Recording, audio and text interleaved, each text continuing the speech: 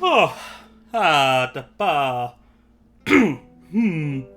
Yeah, ah, ah, ah, ah, ah, ah. Uh-oh. Okay. Excellent. We're doing a tech rehearsal live. That was my phone that you just heard. Settings. Okay, mute. Excellent. Huh. Wonderful. A little vocal warm-up just to start off. Hello, chat. Guys, gals, non-binary pals. I don't know about you, but I'm very, very exhausted. Not just by, the news, but by everyday life. How are you all doing? Just, let's hear the chat. How are you all doing? What are you working on?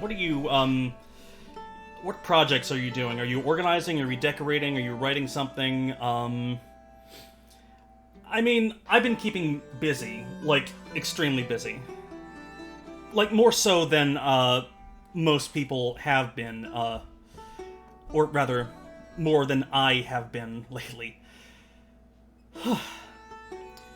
What games are you playing? What movies are you watching? What are you reading? Let's see, Pikmin 2? Haven't played that. Essential worker here, yes. Oh, I have so many thoughts about essential work. I gotta pause. I just gotta, look at a little room and pause. Been buying a lot of things. I got my, $1,200 from the government, which is, too little, but... for so many people it's too little. For me, it's a small windfall, so I've just been trying to use it where I can. I've been spending it on, things that I can use, just tools. For a lot of different projects. I've bought makeup kits, I've bought painting kits, I've bought, sets of colored pencils, charcoal, sketchbooks, because, I realized that when I was a kid, I was happiest indoors. I didn't have a lot of friends as a kid. I just didn't socialize, and so I spent a lot of my time, with books and toys and games and all that stuff, and TV and movies, which is why I am the person that I am today. As every person is. Whoops. Sorry, my phone hit the escape key. I'm getting a new desk. That's one of the things I bought, so I'm not just, surrounded by clutter. I realize that so much of what I do just in my work has been, inefficient. The desk that I'm working on is the same desk that I've had since college. The desk is fine. It does what a desk is supposed to do. It holds up, everything that it's supposed to hold. But, anyway... I got a desk that's more suited for, a workspace, like a gaming and video editing workspace. So I hit up B&H, which is a local New York audio-visual store, just a superstore. It's just run, privately owned, just this haven of expertise. It's practically a guild. It's wonderful. bnh.com, if you're looking for shopping. Actually, I should probably put that in the link. Post-its. I also got Post-its. So I can keep things organized. So yeah, by all means, go out. Go out, cover yourself up, wear a mask, wear gloves, socially distance, but please go out, please shop, please do the things that you need to do. Because time management is just such a huge factor in mental health. Just for anything that you do. I own the book Zen and the Art of Motorcycle Maintenance, but I have yet to read it, so shout out to that, but so I can make a note to myself. Links. B and H.com. If you're looking to shop. If you're like me and you are professional or just semi-professional, video maker or artist, anything, they have so many things. Computers, video equipment, audio equipment, if you're doing podcasts or if you're a musician. They have keyboards, guitars, all the accessories for that. I am not being sponsored by B&H, though I could be. Wink. A wink that could be seen from orbit. But, okay. I just need to let myself land. Because, phew. How long have I been talking? 7 minutes? Yeah, wow, I'm just normally such a quiet person, and I guess with everything that's been going on, I'm making up for that. I don't think I missed Hamlet leaving your room just now. Yeah.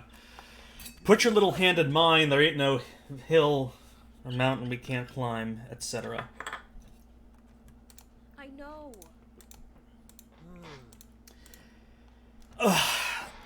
Same verse, same as the first. Anyway, as Orson Welles said, we watch Shakespeare to recognize the quotes. As gamers say, we watch replays of games to recognize the cutscenes.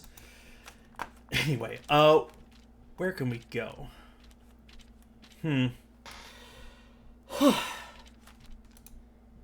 Okay, no one seems to be doing anything. No one's in blue. So I don't know, if there's any action that I could interrupt to, like, get times. I could just kill myself right now and Happy Death Day thing. Happy Death Day, Groundhog Day, Edge of Tomorrow. Happy Death... I said Happy Death Day, right? What am I forgetting? Looper might count. Time travel movies. The chat. Get my brother. Yes, I want to. I mean, I talk to my brother regularly. We call each other all the time. And, he's a gamer.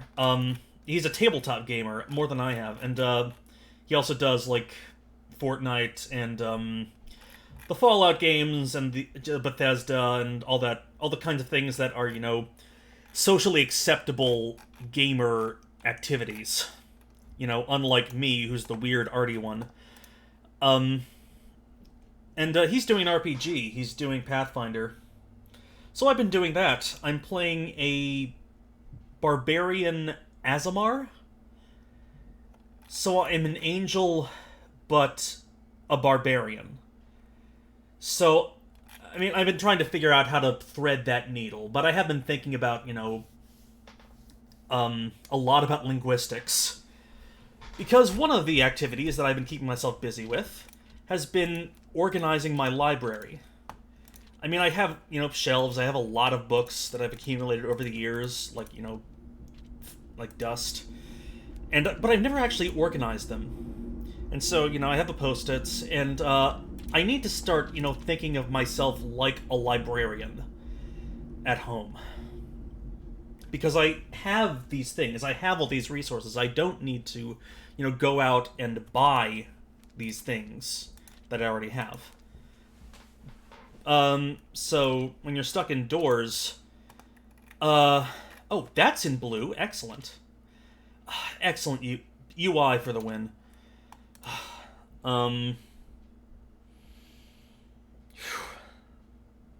It's good to keep yourself busy with, small tasks when you're inside. And part of that means just taking inventory of what you own and what you can do. And that's great for, like, writing resumes or cover letters and all that stuff. It's just good. And for mental health and for confidence. It's good to sit back and realize what you can do when you feel that you can't do anything. So anyway, that was a mile a minute. I need to annotate this. What was I talking about? B&H. What were some links that I mentioned? Knolling. That's the word I was looking for. It's good to just knoll when you can. Adam Savage, Mythbusters, uses it a lot. He has a whole book about it, which my brother got me, shout out to him, called Every Tool is a Hammer. Basically, his philosophy of working and setting up projects, which is all Mythbusters is, which is all engineering is, and design, and all that stuff. Just learning about how to learn, and then working in order to work. Essential tools that aren't really taught in most school systems. Because we're taught to be good at tests and we're not taught to teach. Anyway, changing the play. The play is indeed the thing. Quest log. There's a spy in Elsinore Castle. Time is repeating itself. My father is dead. My Hamlet will kill my father. Not even the king will mourn him. His loyalty to the throne is misplaced. Claudius killed King Hamlet. What is wrong with Hamlet? Okay, good. Good.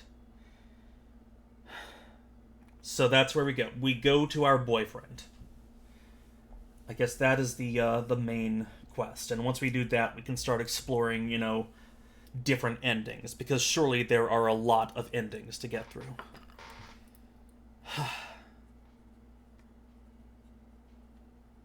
Knolling. That's where my mind is. That is how I'm doing, the chat asks. Ist das gut? Danke schön. Danke schön. Sorry, I was confusing my Dutch and my German. It's very... Oh, something is going on in Hamlet's bedroom.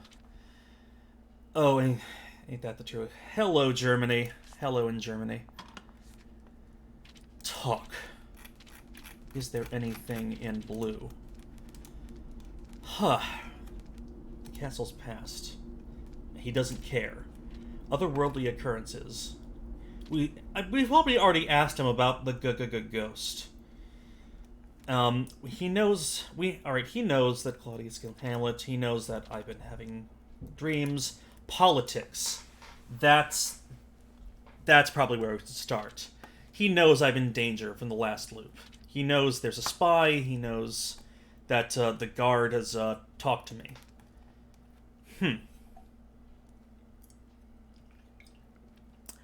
That's interesting. Making a king great. Making a king great. Main questline survive, is that the gaming term?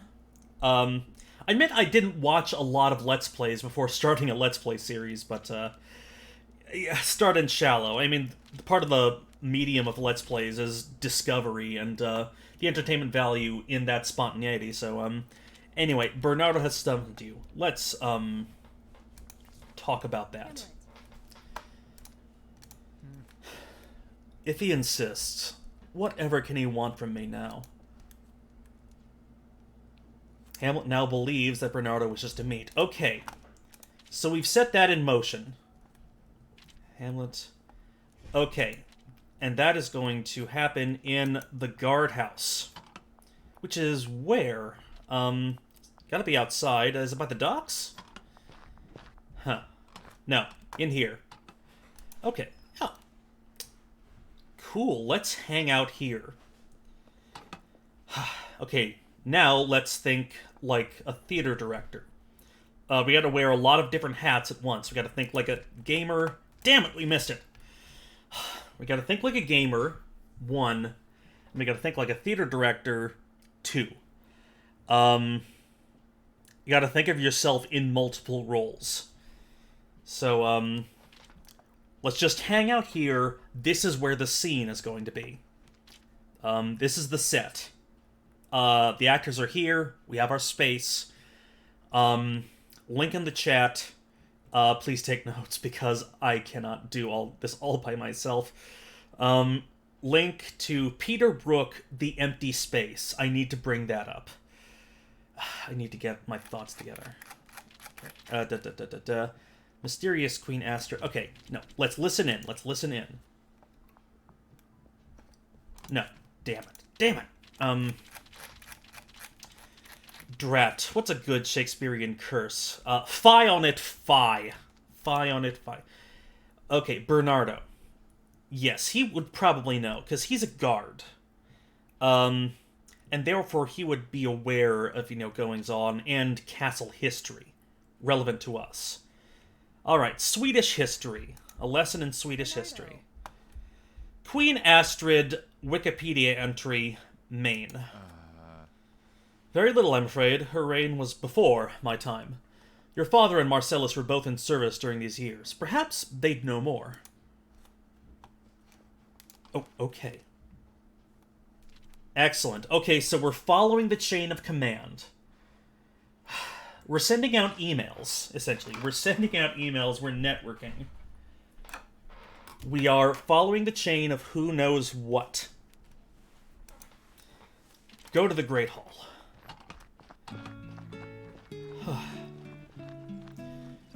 So lately I've been trying... So all day, really, I've been half-assing many things instead of whole-assing a single thing. Quote, shout out to Parks and Rec. I could probably do a decent Nick Offerman impression. I mean, he's just a base, and then, bring it back there to, southern middle... Where's he from? Some state. Gotta be in the Midwest. Illinois, Indiana. Anyway. One of the books that I found is a book about accents, like a guide for actors on how to do accents, so I have been thinking a lot about that recently. In particular, linguistics. It is a major field of study for me. And information in general, but more on that later. Anyway, Rosencrantz and Guildenstern are in a Zoom meeting. Rosencrantz and Guildenstern are in a Zoom meeting. Yeah! It's good to be back in Elsinore. God's wounds, if I can remember which is which. They're Hamlet's little school friends, never seen apart. Heads. Heads. Heads. Oh, it just occurred to me that the play opens with them flipping a coin and always landing on heads. And it ends with them getting their heads cut off. Oh, that's good foreshadowing. Shakespeare. It's Tom Stoppard and Shakespeare, both very, very good writers. Ever, just appreciate really good foreshadowing, in whatever you rewatch, which I guess everyone's rewatching some old things. Did a BoJack Horseman rewatch. Anyone else ever noticed how, Sarah Lynn's catchphrase on the show was, "That's too much, man"? And she, died of an overdose? Anyway, good writing. You gotta hand it to good writing. My nephew's wits have left him as of late, and he's become altogether too dour, and my wife is very sad. Anyway, where were we? We've heard tell of it, my lord. But cheer is what we specialize in. Yes, cheer and a little whimsy. Good lord, you're both insufferably bright. Insufferably... I mean, they're a different shade of insufferably bright. I mean, clearly, the green and the blue. I mean, Bubbles, Buttercup.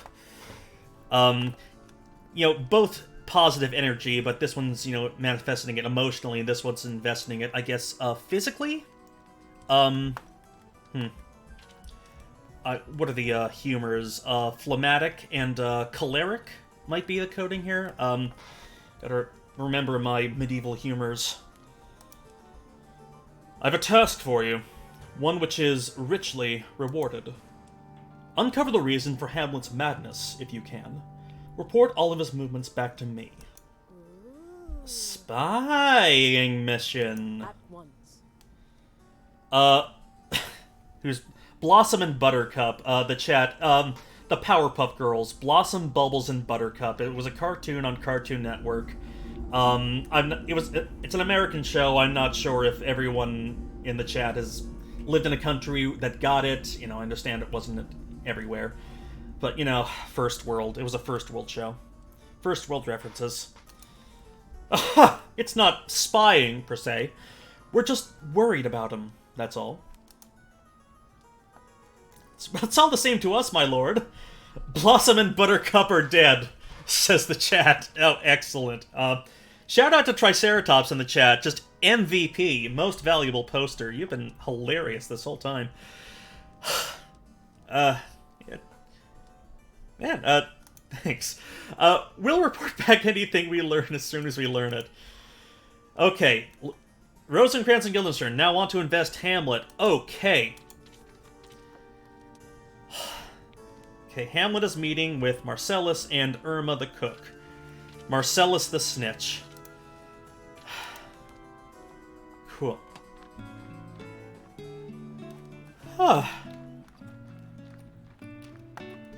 Okay, I fear are going truly mad. Okay, they're talking loud enough to hear. Excellent. Not at all, my prince, not at all.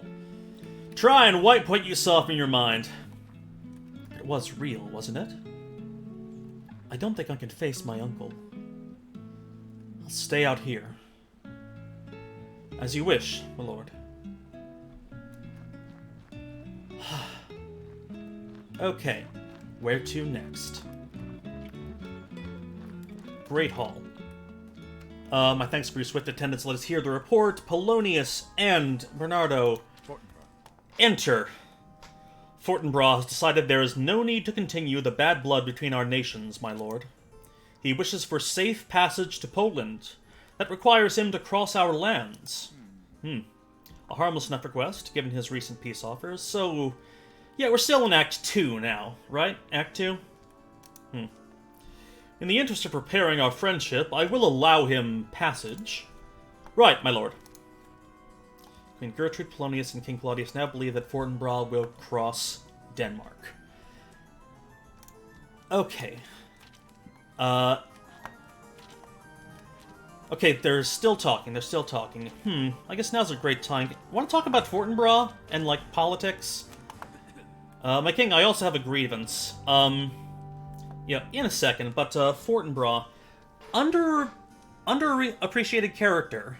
Like, Hollywood screenwriters talk about the ticking time bomb. This, like, quasi-Hitchcockian technique of, like setting this object, this, timer on a scene, and telling the audience that the timer will go off. And then having actions, unfold, during that thing. And every director does it, because every director watches Hitchcock and learned from it. You can probably think of a billion examples. Tarantino does it all the time.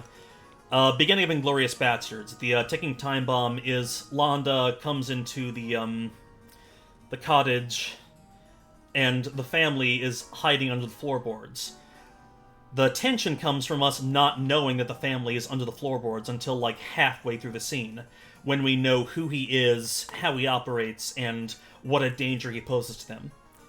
So, right, the MacGuffin. The chat pointed out the MacGuffin. Perfect example. It's the object that has no value of itself, but only exists as a dramatic device to set the plot in motion. And just, this is like screenwriter craft that has been passed down. From Shakespeare, from this time period, from all of, like, Middle English and early modern theater.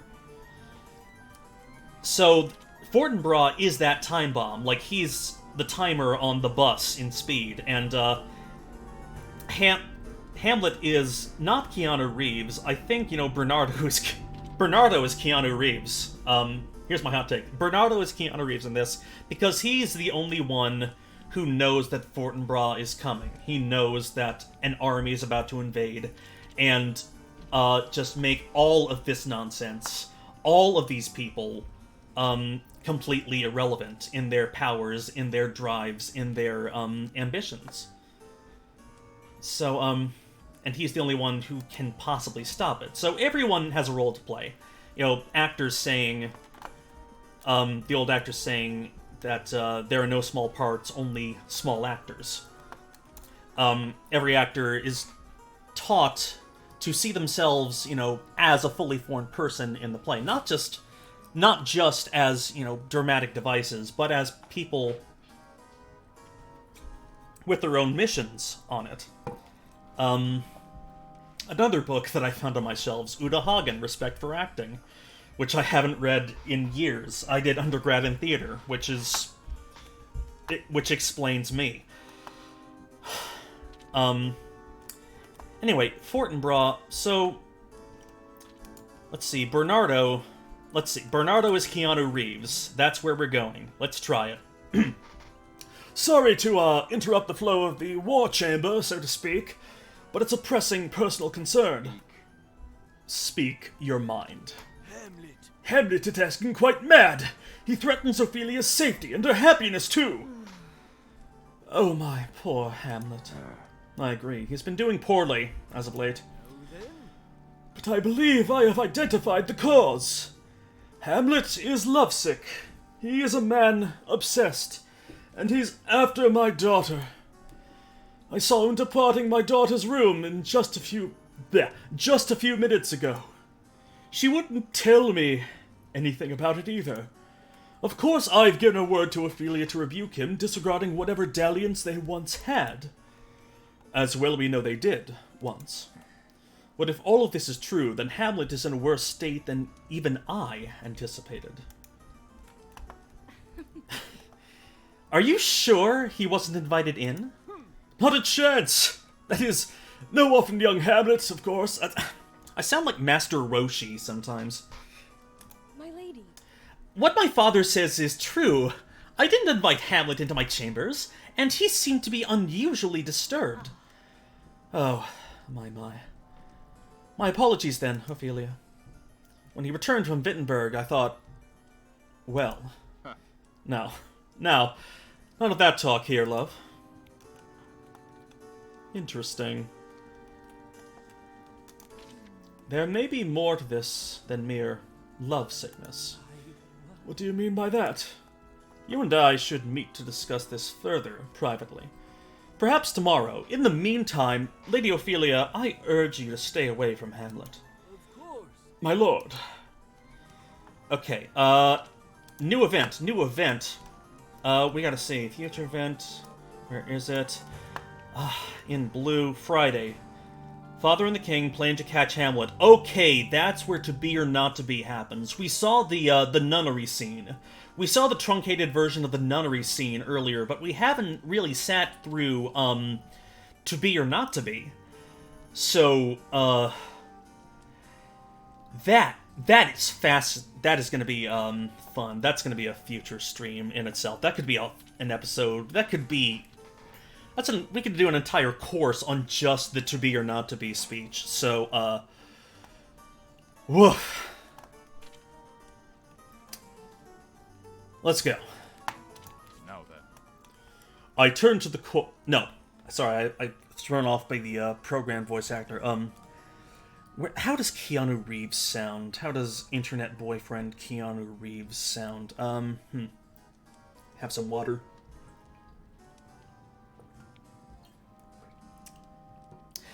The great thing about acting, voice acting, and doing streams in particular, acting requires you to constantly talk, naturally, and because of that, it requires you to constantly breathe, and be aware of how you breathe, until you stop being aware of it, until it starts being automatic, and you start thinking about,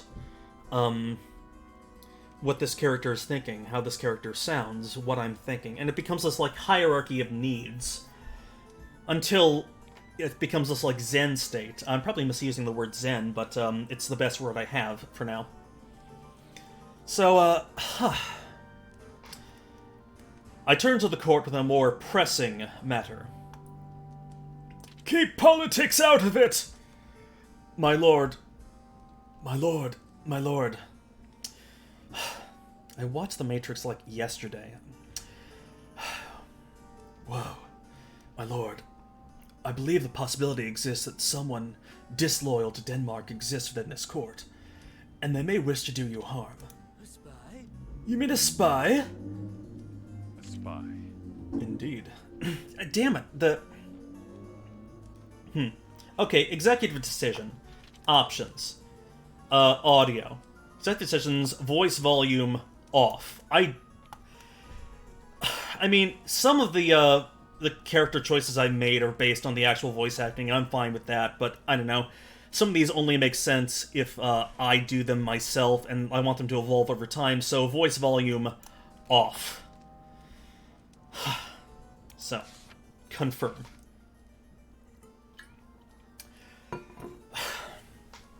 It's got to be like a key phrase, like a catchphrase I use for each voice to get me in the mood. So, Bernardo, something's rotten in the state of Denmark could be a good phrase to start with.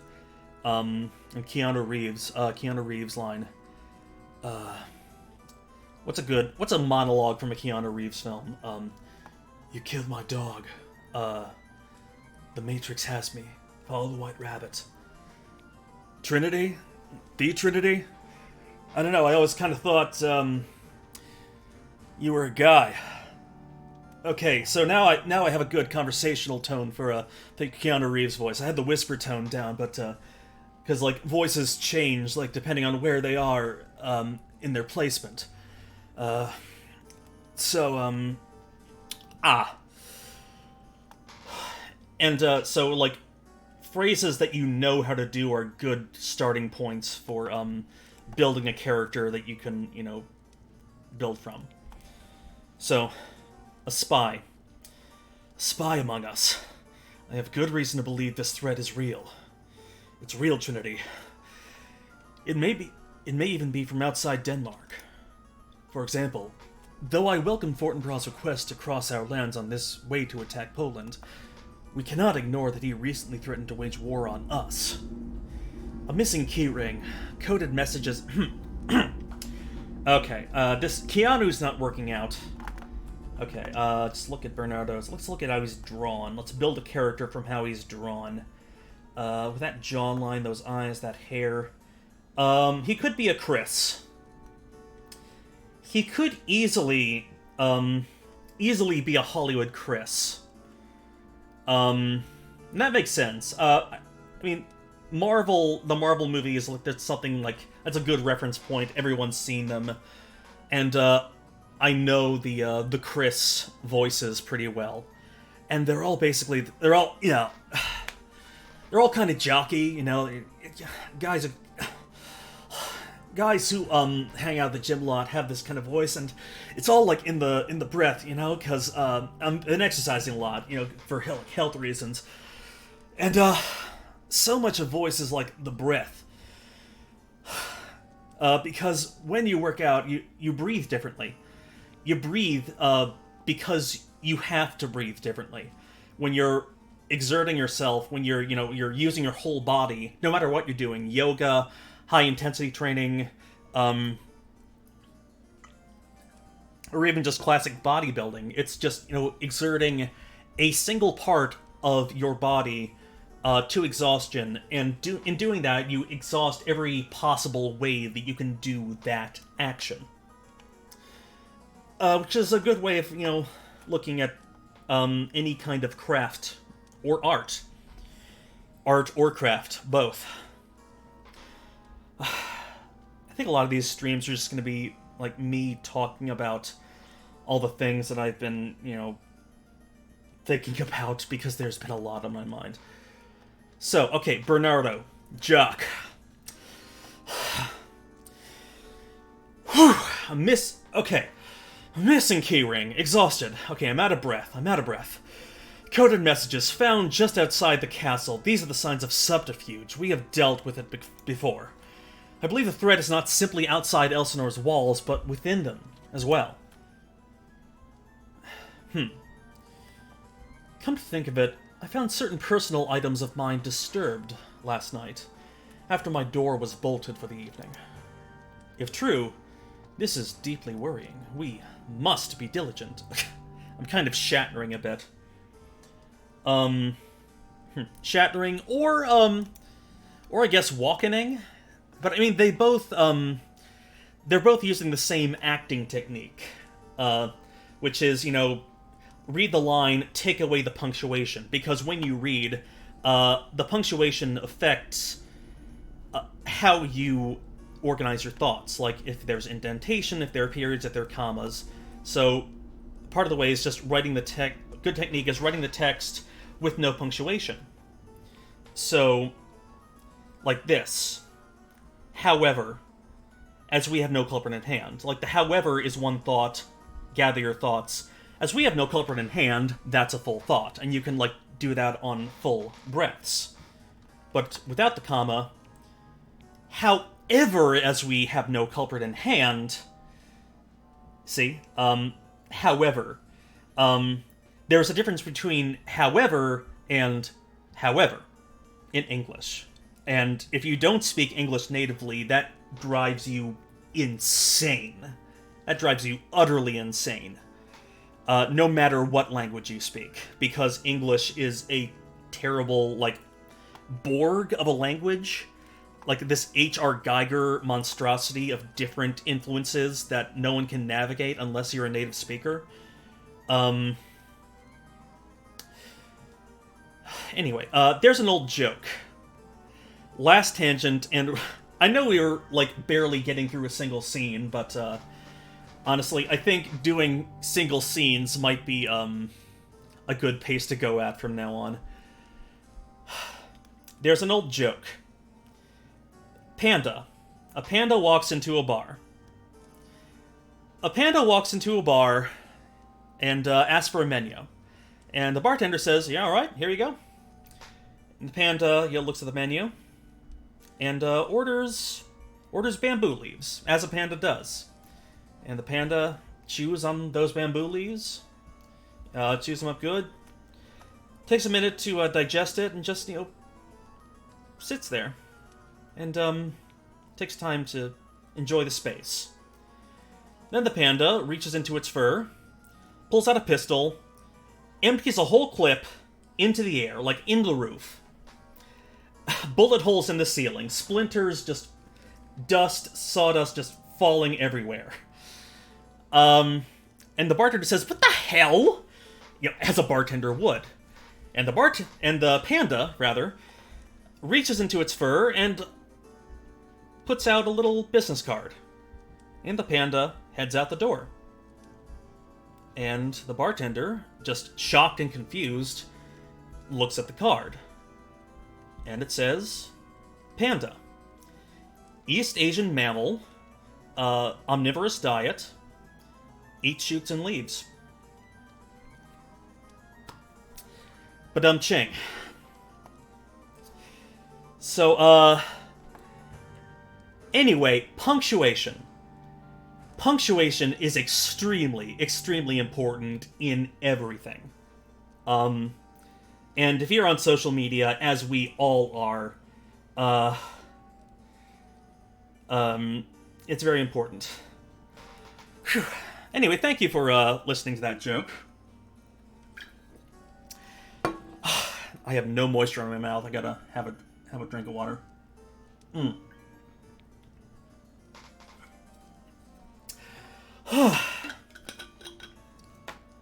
Where were we? Oh, I know I have coffee. I also have coffee here. The chat asked me if I've seen Star Trek Picard. I haven't.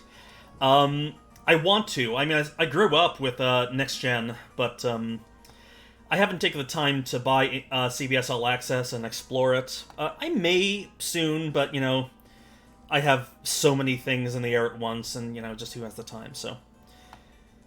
Anyway, Claudius, we are going in a Shatner method. However, as we have no culprit in hand, I cannot yet take this threat seriously. Bernardo, I test you with speaking to all those who might have further information. Yes, my lord. That is all. You may adjourn. He is the captain. Oh, captain, my captain. Okay. Breathe. Breathe. Yoga. Do yoga. Bernardo questions Hamlet. Bernardo questions Hamlet.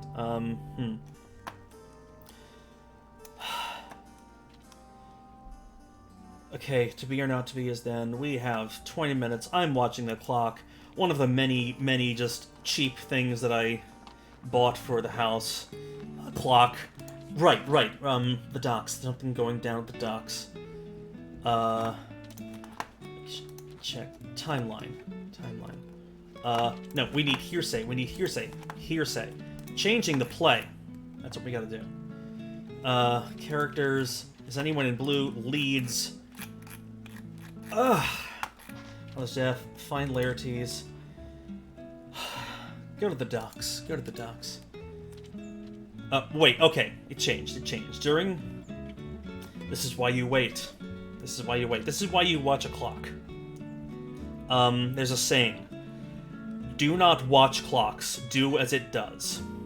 Keep going.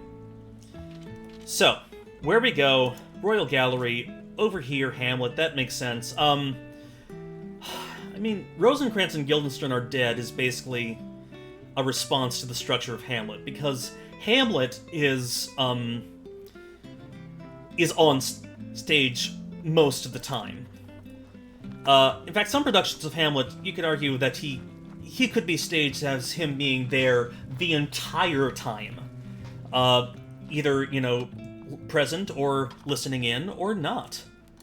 So, wherever that happens, this is that inversion with Ophelia. I mean, Ophelia has as much as an inner life as Hamlet. I mean, she is as richly written, and her death is no more or less beautifully described than Hamlet's. But Hamlet, he's a dude. And because of the way our civilization is structured, the dude story gets the priority.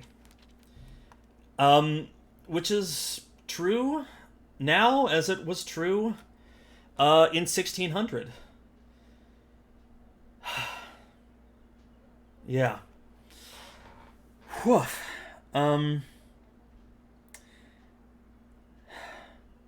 And there's a whole genre of feminist literature that explores this very concept. In fact, there's a Margaret Atwood story. I don't know if a... words. Since we're talking about libraries and organizing bookshelves, okay. Certainly one presumes so, unless you have become illiterate. But do tell me, words about what? Thank you for giving me a segue. Lovely. Yeah, the chat mentioned my health. I should talk about that.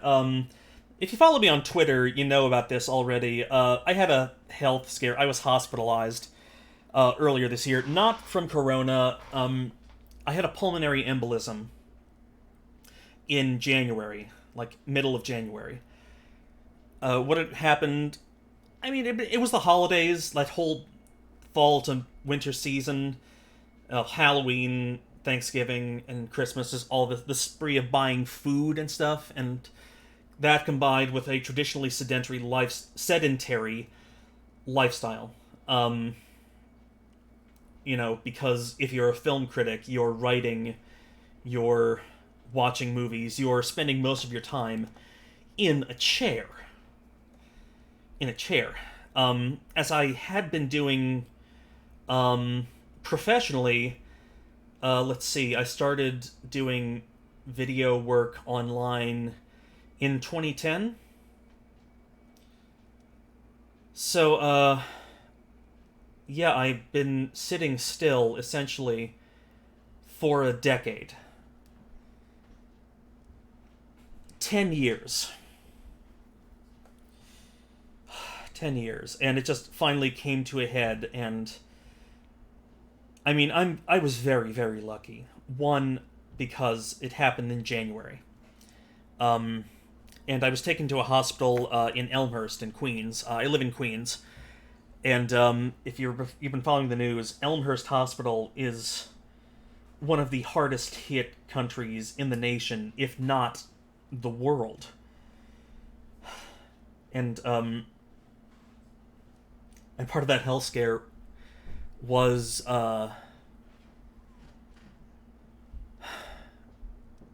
is about changing that lifestyle fundamentally, as we've all had to do.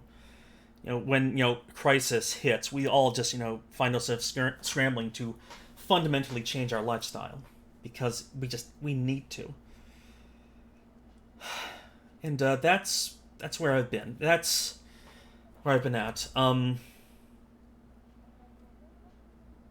Another reason I'm lucky is because just the love and support that I've gotten. I've been very lucky. I live with my fiance, Jody. Jody was the one who called the ambulance.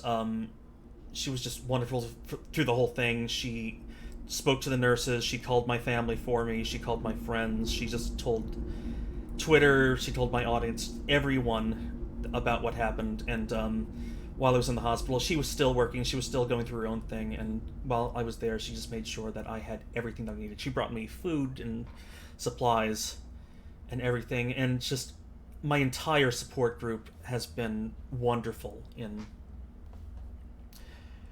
caring for me.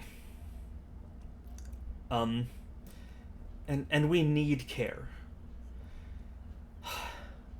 We need care right now as a species, as a civilization, as a society. Like, we live in a society became a meme because the joke is evident in it. Like, we live in a society, yes, it's obvious, but no one's actually doing anything about it. Or no one has been doing anything about it for a long time. But the thing about necessity, the mother of invention, which might be a Shakespeare quote, I'm not sure. It spurs you to action. Yeah, we need care, and thank you. Just thank you, everyone. For being here in the chat, for just sending messages, for watching me do this nonsense, for supporting me financially if you can afford to do that. I know it's hard. It's hard on everyone. And if you know me personally, if you're my friend, if you're in my family, if you're my fiance, Jody, I love you. You are my light, my life, my world. And I am so glad that I'm devoted to spending the rest of my life with you, because you're amazing. Just thank you for care. We live in a society became a joke because, yes, we live in a society and no one cared. And that's changing. And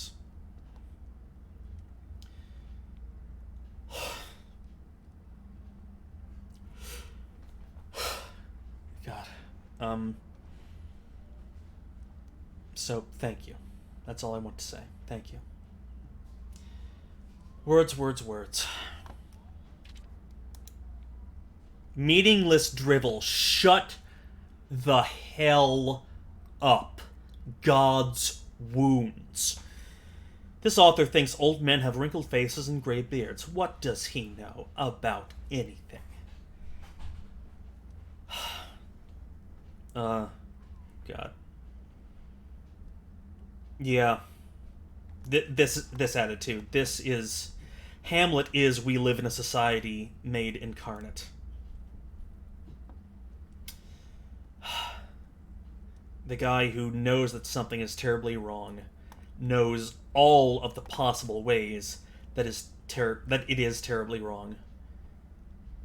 But he doesn't know how to do it. Because he doesn't talk to anyone. And he doesn't ask them anything. That's the tragedy. That's one of the many possible readings that you can give of Hamlet. Goddamn Shakespeare, you great writer. Hamlet, so okay boomer. This line, okay boomer, in iambic pentameter. He says that they prattle on and on and on, thinking that they are wise, when really that they have no wisdom at all. And weak thighs at that. I find the notion odd, since old men could be as young as I, if only they walked backwards, like crabs. That is good cardio, honestly. Dipshit has a point. The worst person you know has a point. If you walk backward like a crab, or even sideways like a crab, you're operating a different muscle set than you normally would, because, part of your body is doing, like, routines. If you walk forward, that's a routine you're always doing. And if you're walking forward the whole time, you're only exercising those bits of muscles. We're spending a lot of time in this gallery. Sorry about that. Or not. I mean, it is a beautiful game. The art style is beautiful. Like in Asia, a lot of Asian cultures, a really common exercise is just to go down the street by walking backwards. Just good, simple, easy cardio that anyone can do, from kids to the elderly. Or if you're Dutch, I grew up in the Netherlands, everyone bicycles everywhere. And, everyone can learn to bike, and what they say is true. Riding a bike, you never forget how to do it. And honestly, if you live in a place where that's an option, if you have a bike, really great way to get out. Socially distance, wear a mask, wear gloves, all that. But cycling, it keeps you distant from other people, naturally. And it's good cardio, it's good for your heart. I've been learning all the ways that I can treat my heart better. So, yeah, exercise is important. And Hamlet does have a good point. Physical education, the way we teach phys ed is terrible. Across the board. And Polonius, he probably has weak thighs, but if only because, he is only working his legs to go forward. So, dipshit has a point. Honestly, yoga. Yoga is great for this, because all of that, it's working large groups of muscles together and having them work in tandem. So you're not just working a single muscle, you're having the entire body do a single action at once, even just through standing still. So it's easier to walk backwards like a crab, for example. Or just walk around your house and cook and clean and put on makeup and write and reorganize your bookshelves and knoll and stream. So, anyway.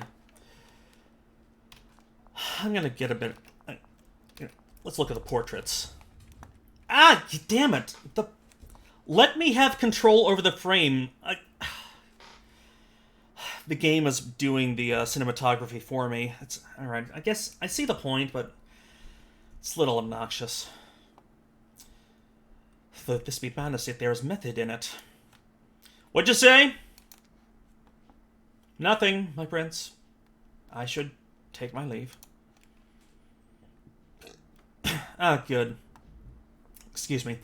There's nothing I'd rather you take, except perhaps my life. Yes, kill me.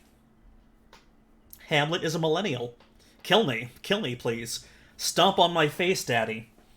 As the children say. Unfortunately. What's happening to me? Actually, let's talk to Dad. If only because Polonius is easier to talk to and easier to voice act. He's very easy to place. So another aspect of voice acting. So breath, obviously very important, is also resonating chambers, the placement of your voice. And there are several different places that you can speak from. So let's see, Wolf of Wall Street, Martin Scorsese, McConaughey, that vocal warm-up that he does, that thing. This vocal warm-up works because Matthew McConaughey speaks in his chest. So down here, chat, do it to me. Go ahead and do it with me if you want to do it yourself. Do it at home.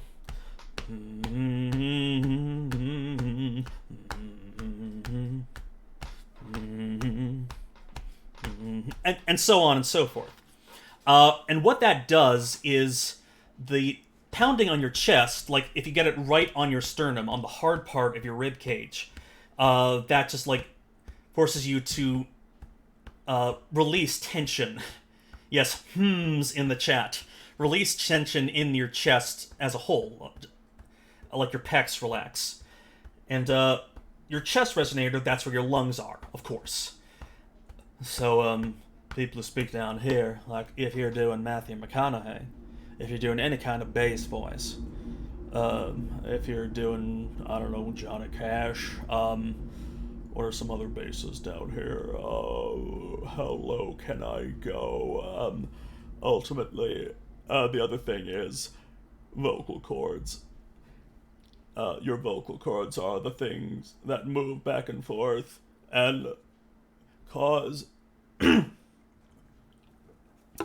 air to go through your chest. I need water. And cause air to go through your chest. Tea. I should make myself some tea for the next stream. Gotta remind myself to do that. So your vocal cords, and these vary from person to person, and from gender to gender. Testosterone thickens your vocal cords, and you know the physics of sound. The way it works is that bigger things cause larger sound waves, like longer sound waves. Big things make deeper noises. So like whale song is these really low tones. This is how you speak whale.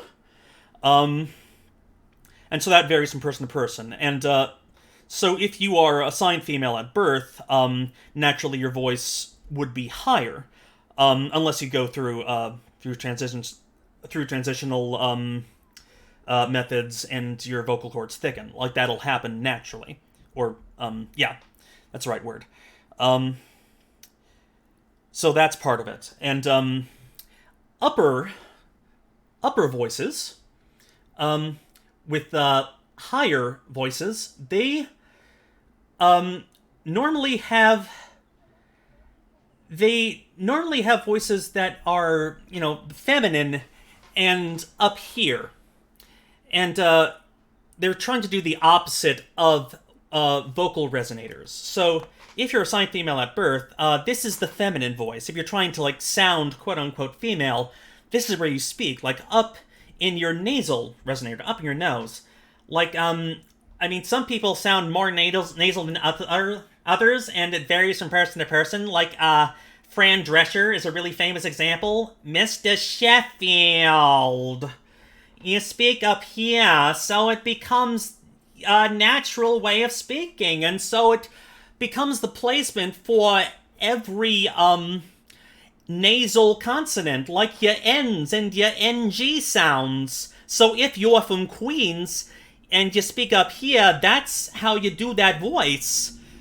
Actually, Walken, I believe, was born in Queens, and also Bernie, ex-candidate, unfortunately, Bernie Sanders, the only person who gives a damn about the people who speak, for civic duty and towards actual patriotism and understands what the words mean. Lost it there.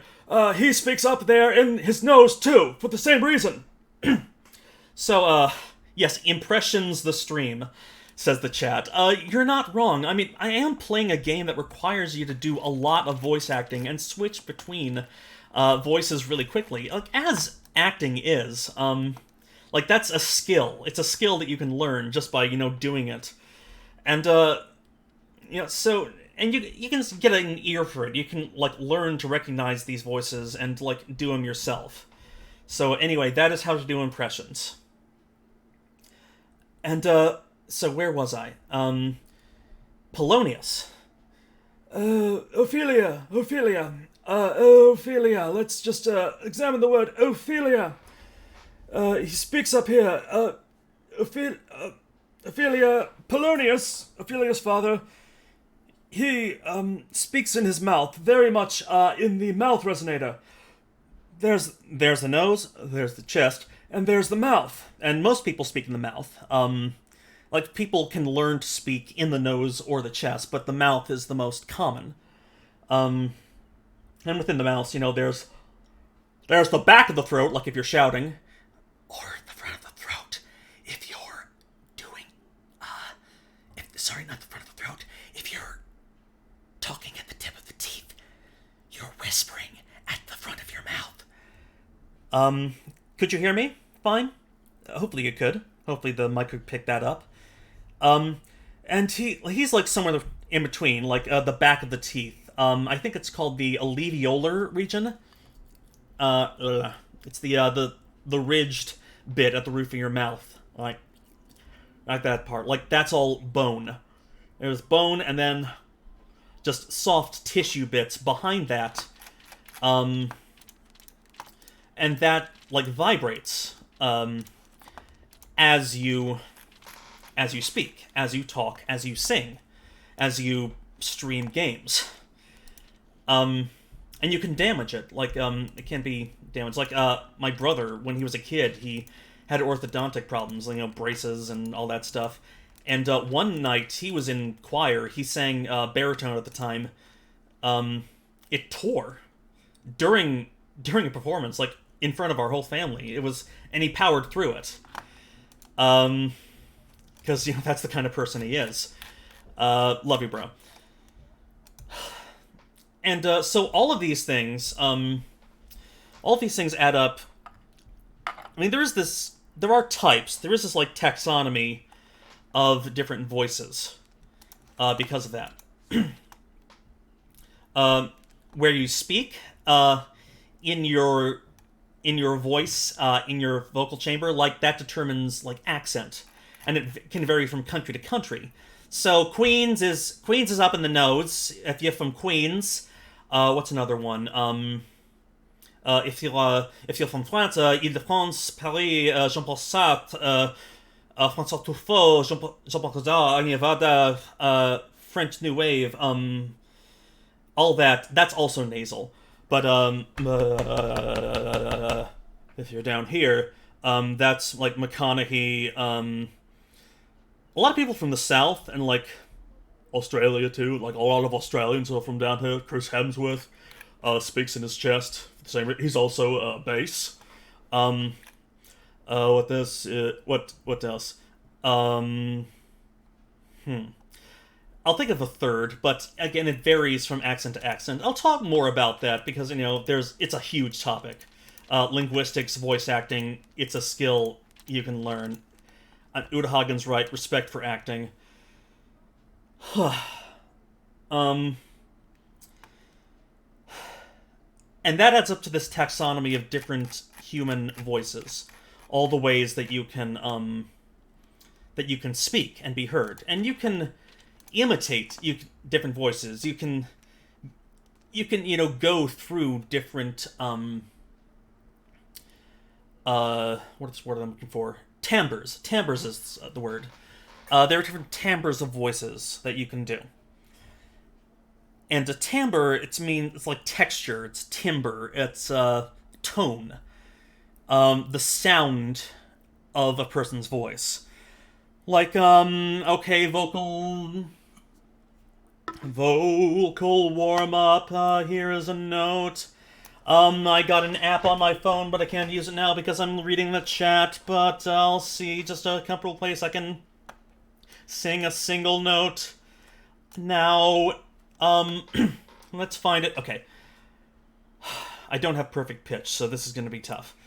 The taxonomy goes, roughly, soprano, alto, tenor, bass. Soprano, alto, tenor, bass. Arranged from highest to lowest. So, sopranos, Christina Aguilera, Dolly Parton. Altos, Cher, Britney Spears. Tenors, who's a good tenor? Jimmy Page from Led Zeppelin, Chester Bennington, Linkin Park, a lot of people, guys who scream. In Broadway, Mandy Patinkin, and bass, Johnny Cash. Johnny Cash, what's another good bass? And, there are steps in between. There's mezzo-soprano, which means low soprano. These are all Italian terms, except for, bass, which is English.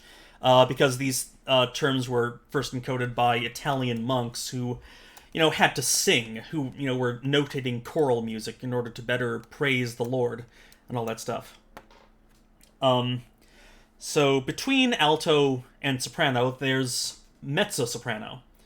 And, so a lot of, standard songs, standard repertoire songs, pop songs, Broadway, rock, metal, any genre, are, placed there. And so a lot of, big name singers are kind of there. So, I'm trying to think. Ariana Grande is a mezzo. Nicki Minaj, Beyonce, mezzo. Because mezzos have so much flexibility, in their tones, so they can be cast in so many roles. Like, if you're doing an opera, and you're casting for a role. And for men, traditionally, between tenor and bass, there's been baritone.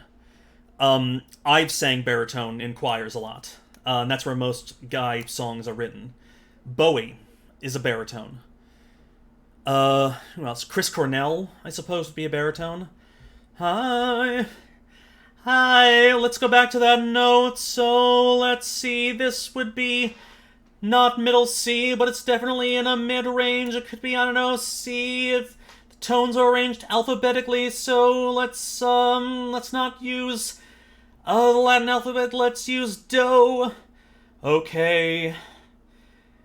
We watched Sound of Music over Christmas, so let's see if I can remember how the song goes.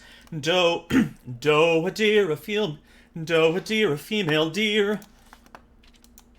Chat, how do I sound? I need feedback. I'm just, probably annoying both my fiancé and my neighbors with this. I want to pull back the curtain on a lot of what I'm doing, because this is work. And this is a lot of hard work, and this is where my brain is at most of the time. Okay, Do. Let's see if we can't imitate Julie Andrews, so let's work through our vocal repertoire. Hi, honey. Am I keeping you up? No. Okay. Love you, honey. Love you. That was Jody. She was sleeping, I woke her up. Not surprising. Oh. Now, Julie Andrews, doing her voice, she speaks very much in the front of her face. Musicians call it the embouchure. Not only the nose, but also the mouth. The entire face, this is where the facial muscles of the embouchure are.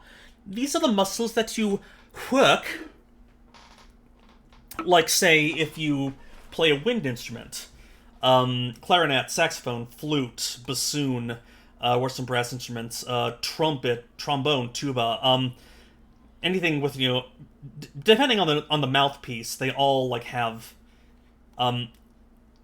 the same basic muscle group being worked. So, Julie Andrews, being which was the best Julie Andrews? Lady Britt. She looks like Julie Andrews, and it's easy to look at her if I want to do voice acting for this segment. We may go long tonight, perhaps to 8:30. Perhaps I have been explaining a lot, but I don't have to explain anything. Running lines. I gotta do, a video essay that properly incorporates voice acting in, an extensive way. Not a video essay, a vlog, a piece. I don't something. I can do this. I think about this way too much to not be able to do it. Anyway, who? Bertus Gertrude's let's use this text as the sample text for how we build a character. Let's work on Brit. God, sorry, I've been breathing in and out a lot, so I have all this gas built up. So I'm just burping.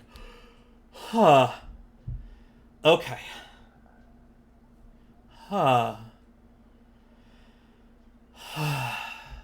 Exercise, very important.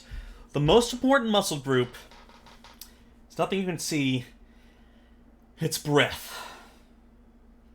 The most important muscle group is the breath. I once had an acting teacher explain that if the words you're speaking are a kite, breath is the wind. Because that breath gives you enough air to shape each sentence fully with each word fully meaning what it is supposed to mean. Because I do not know if you realize how hard writing is, but people who write professionally think of their words very, very carefully. And if you're going to act professionally, amateurly, as a hobby, whatever, you have to respect that writing. No matter what you do. No matter what character you play. No small parts, only small actors. This is a theater major. A lot of money was spent on it. I might as well talk about it. Now, let's start. Here is a good key for me. More about keys later if you're not musically inclined. Julie Andrews speaks in the front of her voice in the embouchure. She is English after all, and the English are naturally colonizers, and so... I'm trying to think of how to sing and explain how to do a Julie Andrews impression at the same time, so I'm going to do a bit of juggling here. Bear with me, 15 minutes until we're out. Let me see if I can pull this off. Sigh of relief. Every time you exhale, treat it like a sigh of relief. Let's start at the very beginning. A very good place to start. Julie Andrews was born in the UK, called by some Great Britain. And you see people there, whether they be in a nunnery or working backstage at a burlesque club or working as a nanny to disobedient children and their families, their elders. The elders need working too. Also, I may or may not be God. It turns out P.L. Travers, who wrote me, was a huge occultist, a bisexual, and fascinated by the occult connotations of a magical nanny that no one, certainly not Walt Disney and his underlings, properly appreciated. Saving Mr. Banks, indeed. So, I think I just found it. I think I just found the Lady Brit voice. So okay, I think it just came together. Okay, so that's... I think I can just comfortably slip into that now. It's like assembling a costume, or not even a costume, an outfit, because, we don't think of it as performance, but performance when we do it, but we perform every day. Brush our teeth, put on makeup, go to the bathroom, bathe, do your hair, all of it, nails, feet, all of it. it's something that you construct. And we don't think of it. We think of it as like this frivolous thing that that isn't important, that no one should get paid to do, or if they do get paid, they should be paid like a really, really tiny amount. Because usually, for most of human history, it has been hard to monetize those skills. Wink, that can be seen from space. Anyway, let's start at the very beginning. That's gonna be my phrase. I may have to like sing, in order to get into character, because I've read some research. I can't remember where, but for people with speech impediments, and I'll come back to this in a future stream. Schedule is in the link below, not the links below, but in the thing that the doobly-doo. That was the word that YouTube decided on. I'm gonna come back to this,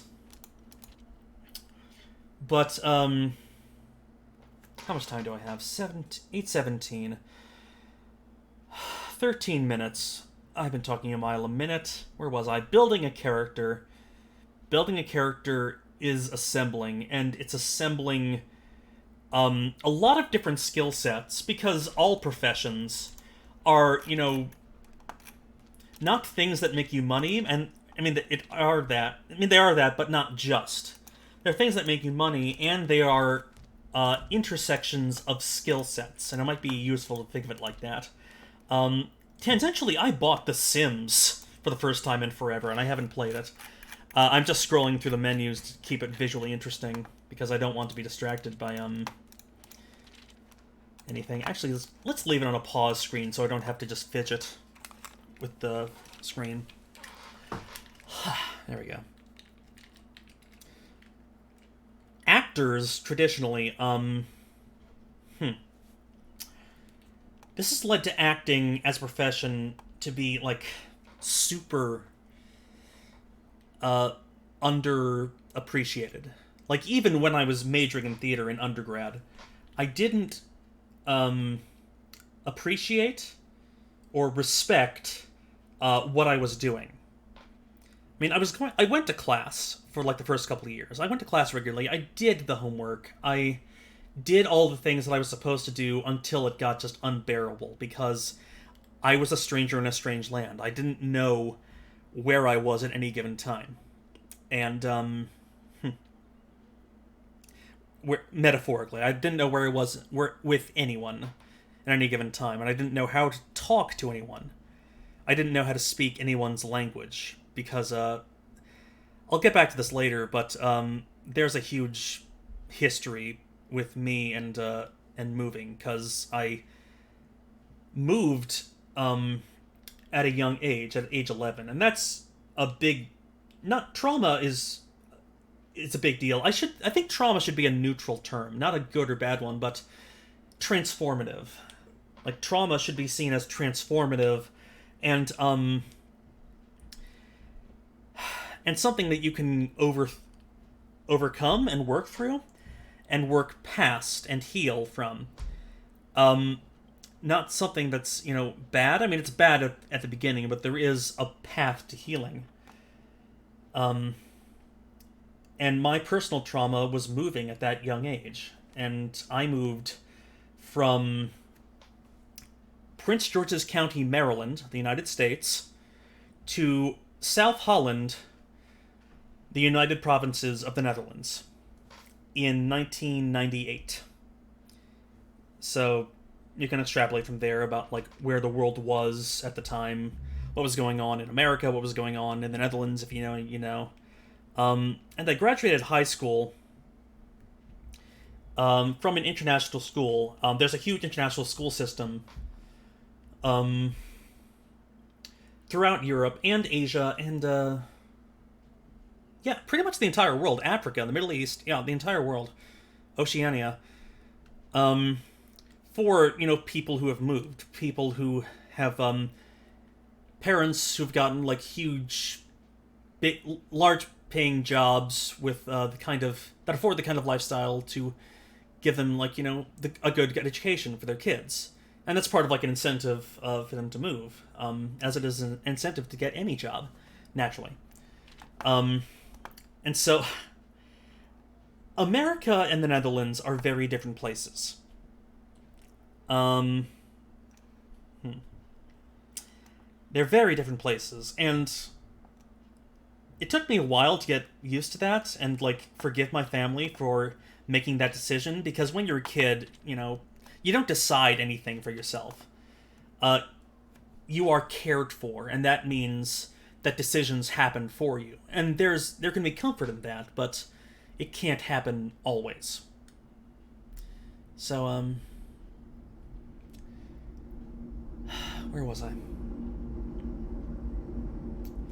That move, that culture shock. I only watched the National Lampoon's Vacation movies, like, this past few months, and they pissed me off so much. They pissed me off so much because the Griswolds, Chevy Chase et al. When you are an American in Europe, not a tourist, but a person who just lives there, who has a house there, not that you rent, but that you own, that you commute from to go to school, work, your place of worship, to go to your friend's house to party, that you have life-changing experiences in, that's a hugely different thing. And, we were Americans. And there's this, like, romanticism to Americans in Europe. To Americans abroad anywhere. Like, with American school systems, we kind of romanticize, the summer abroad, wherever you talk about, where, like, kids coming back, picking up accents from wherever they go, Order some good accents. I should leave some chapstick, for me when I stream next time. I gotta remember to do that. New desk is coming soon, so I'll be able to organize that. Also, the Container Store.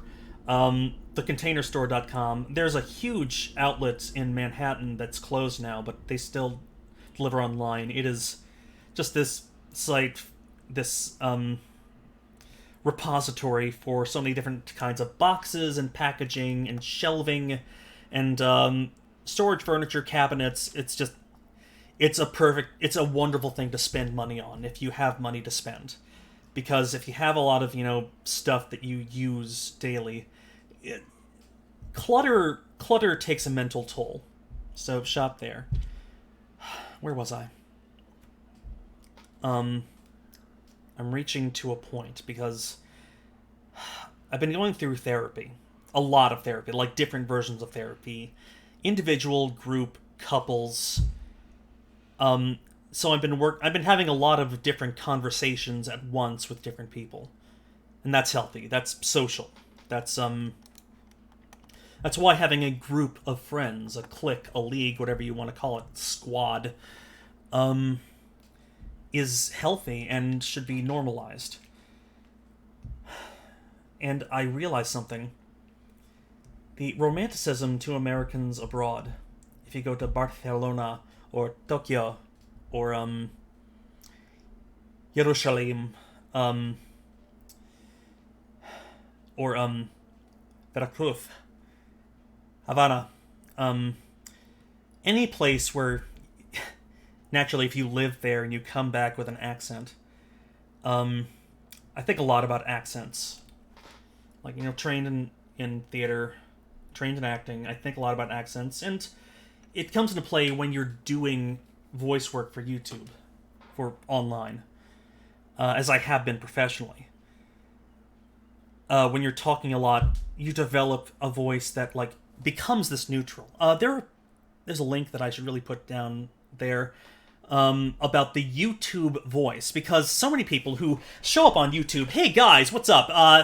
Thank you all for coming. It's great y'all to be here, and I really mean that. I'm not doing a bit. I'm not acting. I'm sure acting is a whole skill set about finding the emotional truth and reading lines that you don't actually mean. It is lying, but also with an emotional truth behind it. And anyway, there are articles about the YouTube voice. And so all the big name YouTubers, of all genders, of all races, of all ethnicities, of all backgrounds, have developed this, like, singular, like, neutral style of speaking. Either on camera or off camera for, like, podcasting. And it varies from region to region. So there is an English standard, there is an American standard, an Australian standard, what are other, like, English dialects? South African, Canadian, whatever. And truth for other languages. French, Dutch, English, I said English, German, Swedish, Danish, Russian, Ukrainian, Serbian, Greek, Arabic, Chinese, Japanese, Korean, all of that. They all have this standard way of speaking to a large audience. Now, I was born in Washington, D.C., and so my accent, which we usually think of as, like, normal in America, this is the accent that people who are public speakers professionally have to speak. It's the general American. Politicians speak it. So, like, Washington, it's a one-industry town. That industry is the nation. So the Washington accent is the absolute, like, neutral of general American. And it's very different from General Dutch. Ik denk, ik moet iets zeggen in het Nederlands. I don't know the Dutch word for chat. My vocabulary is pretty limited, but, basic words, basic connecting words. Let me think. Now, Dutch, John Grade once described it as not a language, but an affliction of the throat. Because English and Dutch are so closely related, like, they're geographically linked, and, in the Dark Ages, what Europe calls the Dark Ages, the people who settled England, the Angles and the Saxons, came from that part of Europe, from what we now call Belgium, the Netherlands, the Low Countries. And so, English, it's like speaking an accent with it's like speaking a voice like a character from Looney Tunes, because, most cartoon voice actors, when they distinguish characters, they have they simply cycle through different accents for different voices, because those tics are easy to, like, categorize in your mind.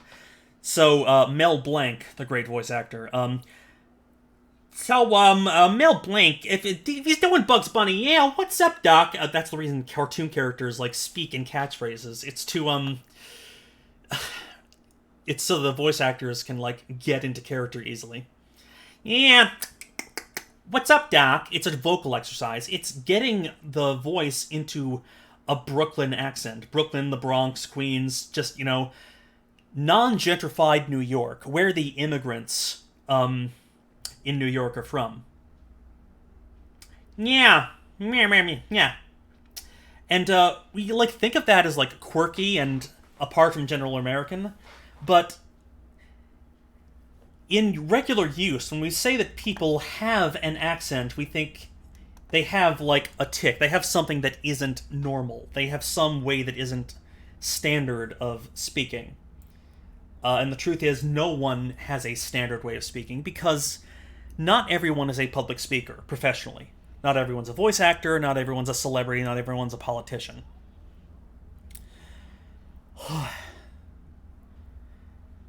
God, my throat is so dry.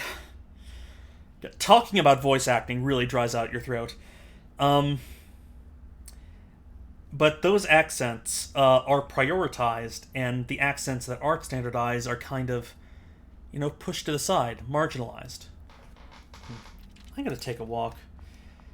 And in doing that, structurally, there we go. Now we can just listen in later.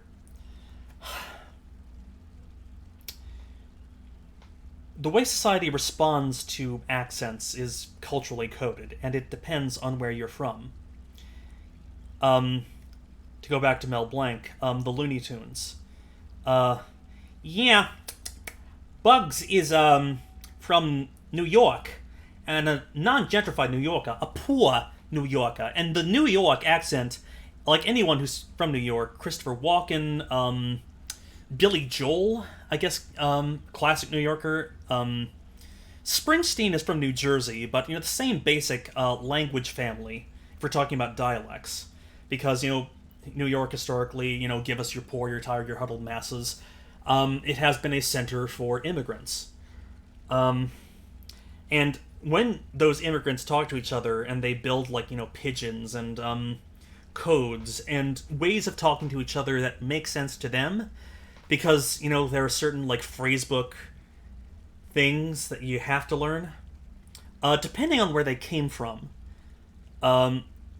depending on what languages they speak and what cultures they value, and what gender and sex they are and all that stuff. It varies. And in New York, as it happens, I've been thinking about New York as a city lately. I have a Lego set on my desk. It's the New York skyline. I've been buying a lot of Legos lately because Legos just perfect thing to keep your mind occupied. Adam Savage has a channel where he talks about them a lot and builds them. I should start doing that maybe on this channel. Comment if you want to see that. Anyway, New York accents. A taxonomy of New York accent. There is a New York accent. I suppose Upper East Side. There is a therapists in New York speak very much in the face, in the embouchure. Meryl Streep is from New York, a classically trained actor. Her general American is very calm. Hi, honey. And very deliberate. And so it is standardized and refined. It is thought of, oh, darling, Upper East Side socialist. Oh, you're on the Upper West Side? Well, you must go to the Met. Oh, you must go to MoMA. But they're all closed now. Oh, darling, can we order food? Is that risky? I've been angry lately, can you tell? But anyway, that accent, that New York accent, it's based on English, Dutch, German, Swedish, Germanic languages. For lack of a better word, white, quote-unquote, accents. We're going to get into a hairy area here, but bear with me. We're talking about linguistics. This is science. So, there's that. Toast of the upper crust. Excellent. Yeah, anyone in a Noah Baumbach movie or a Whit Stillman movie has a New York accent based on this melding of dialects from Germanic language-speaking countries. That whole region. If you're Latino from New York, in the chat, I'm blanking on names, I can't think of them myself. Actors, celebrities from New York of Latino heritage. Latinx, that's the word.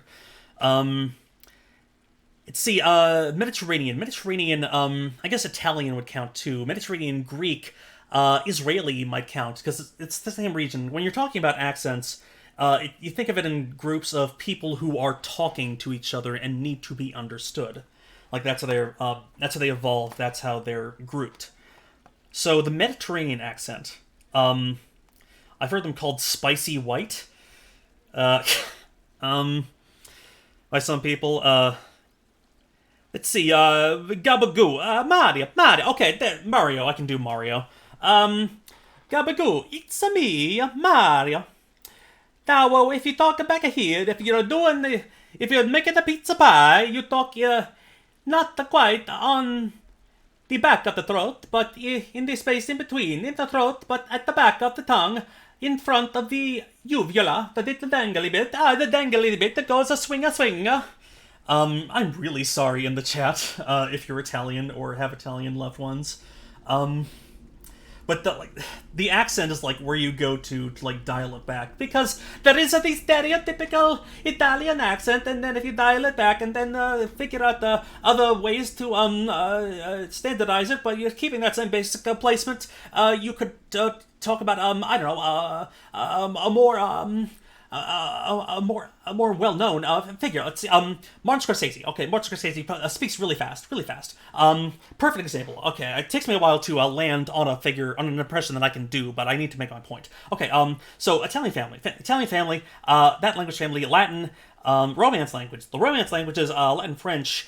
Let's see, in those Romance languages, the vowel that would be used to express collecting your thoughts is different. Like, they happen in every languages. In English, it's or if you're British, it's perfect for vocal warm-ups. So, gabagool, Tony Soprano, speaking up here, like,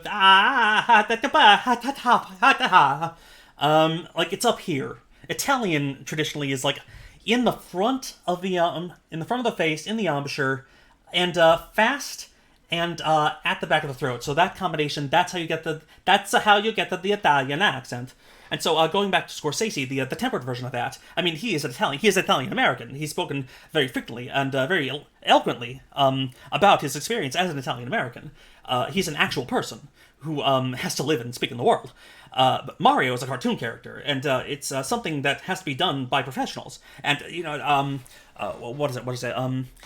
I don't know how many actors have played Mario, but it's got to be a lot. And with Mario,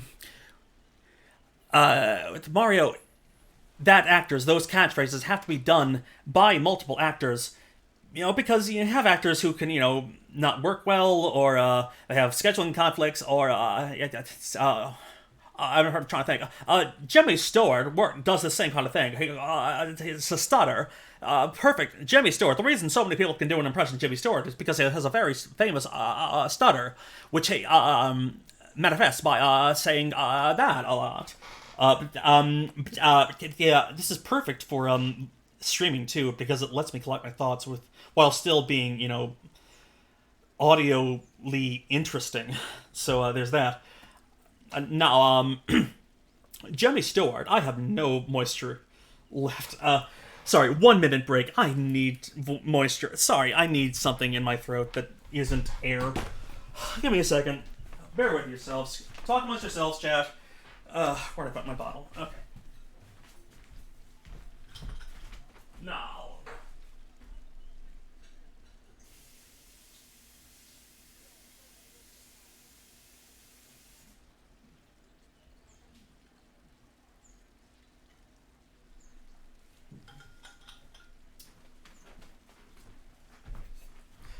Okay. Alright, got it, okay. I'm gonna go with Jimmy Stewart for now, because it's a good vocal warm-up. Stuttering is a great way to help find your voice while still engaging your vocal muscles and your facial muscles. Vocal muscles, know about vowels and consonants. The technical definition of that, you see, calm yourself. Let's see, Mr. Smith Goes to Washington, that scene where he collects himself after going through downtown Washington. One of the Legos I have is the U.S. Capitol building. Oh, just look at it. It's in Union Station, and you just see it. Just standing out there in the old sun, shining away and all that. As big as life, and that Lincoln Memorial. Gee whiz. Now, I don't know where Jimmy Stewart's from. But he's a good example that I can use. I don't know what his name is. Jimmy Stewart. James Stewart. Anglicize it. Jimmy Stewart. Is he Irish or Scottish? Irish, Scottish, Welsh. Excuse me. Oh, I feel so much better now that I refilled my water bottle.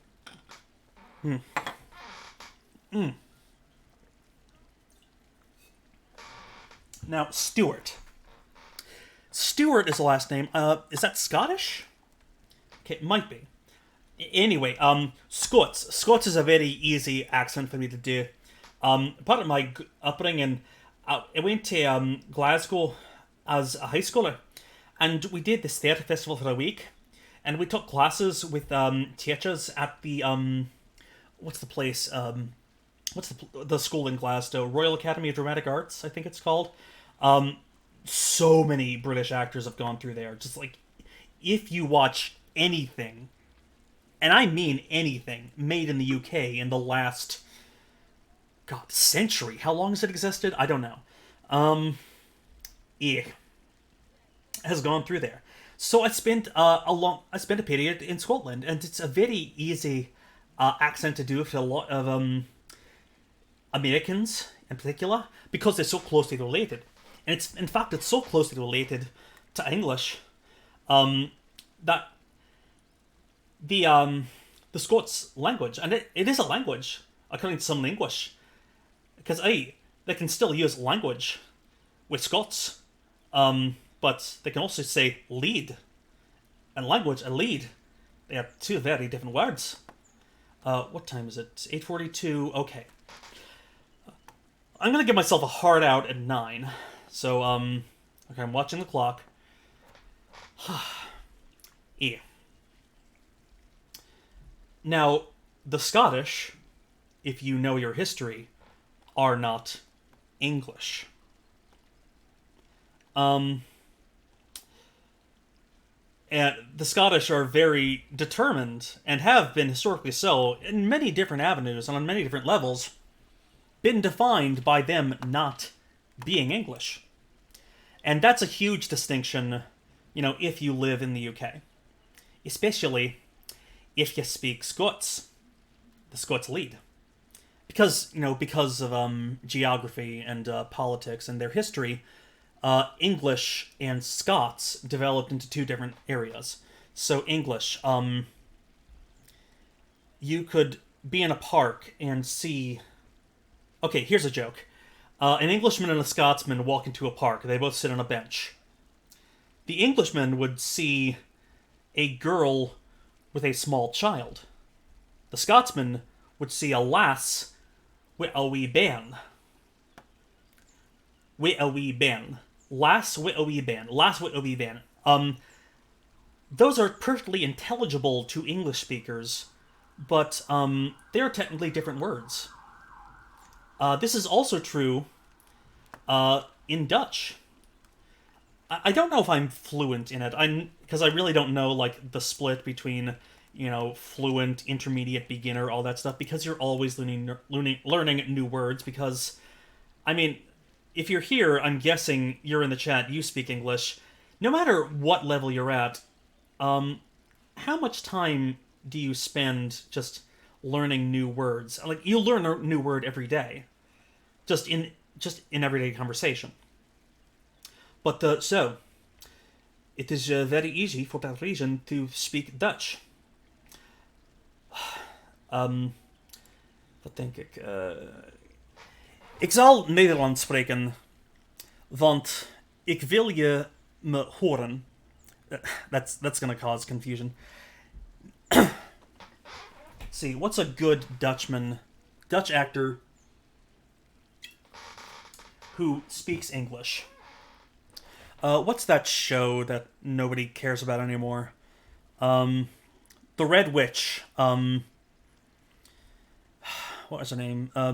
Mel S. Mel S. The Red Witch. The actress who plays her, Carice van Houten, she's Dutch. So she speaks in this in a very calm, very neutral space. See, the thing about the Dutch language, when you speak with the sibilants, that is the things that you say in the front of your mouth, in particular, no, sorry, I'm getting my terms mixed up. Fricatives. A fricative is caused by sliding air through a space in your mouth. And any consonant, those are classified as fricatives. So F, S, anything in that family. And so they are different. There are different consonants, but the same basic vowel place, the same basic placement. All the words are the same. All the words are the same. the vowels are very similar, though a little different. Like an Englishman would say, that is good news. But a Dutchman would say, dat is goed nieuws. Yeah, right? What's a really common English phrase? I mean, I could go with Shakespeare. The Bible. Beginning of the Bible, Genesis. Great place if you're starting with, like, simple translations, if you're looking at similarities and differences between languages. By the way, game recommendation.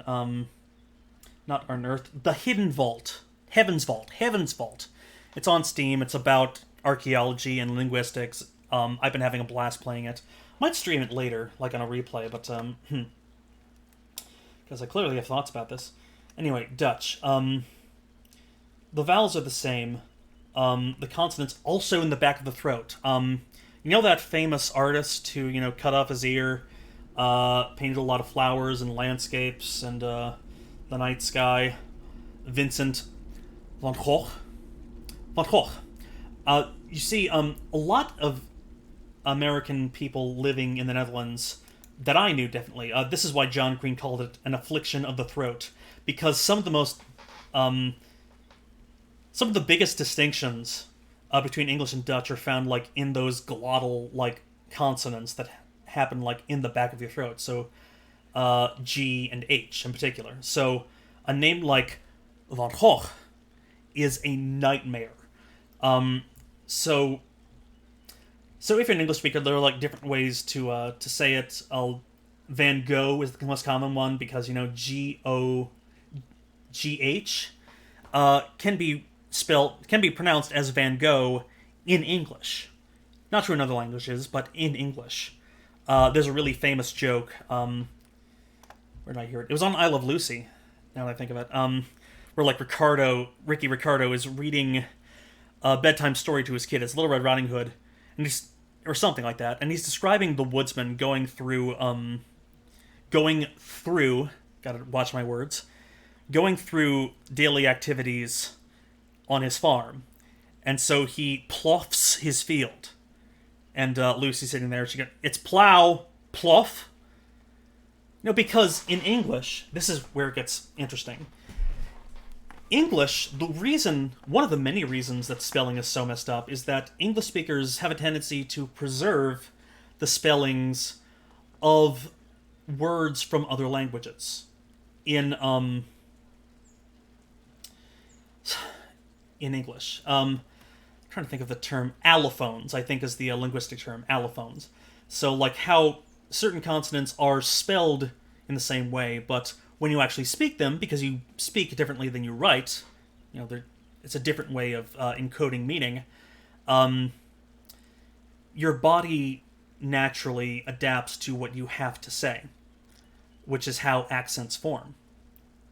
And it's why English is so messed up. So, what are all the words that end in O-U-G-H is a classic example. You can probably list several in chat. Just think for a minute. O-U-G-H. Through, rough, cough, plow. That's 4? Okay. Through, rough, cough, plow. Through, rough, cough, plow. Through, rough, cough, plow. I'm gonna Henry Higgins this and see how I can do this for the chat. Because I need to remember how the joke goes. I'm trying to set up a joke. And I'm also doing I have to do a Desi Arnaz impression. So forgive me for that if I butcher that. If I butcher a Latinx accent. I mean, he is a real person. I am trying to honor him because it is a very funny joke. And the joke is centered around how bad English is and not, like, him. So, anyway. Lucy!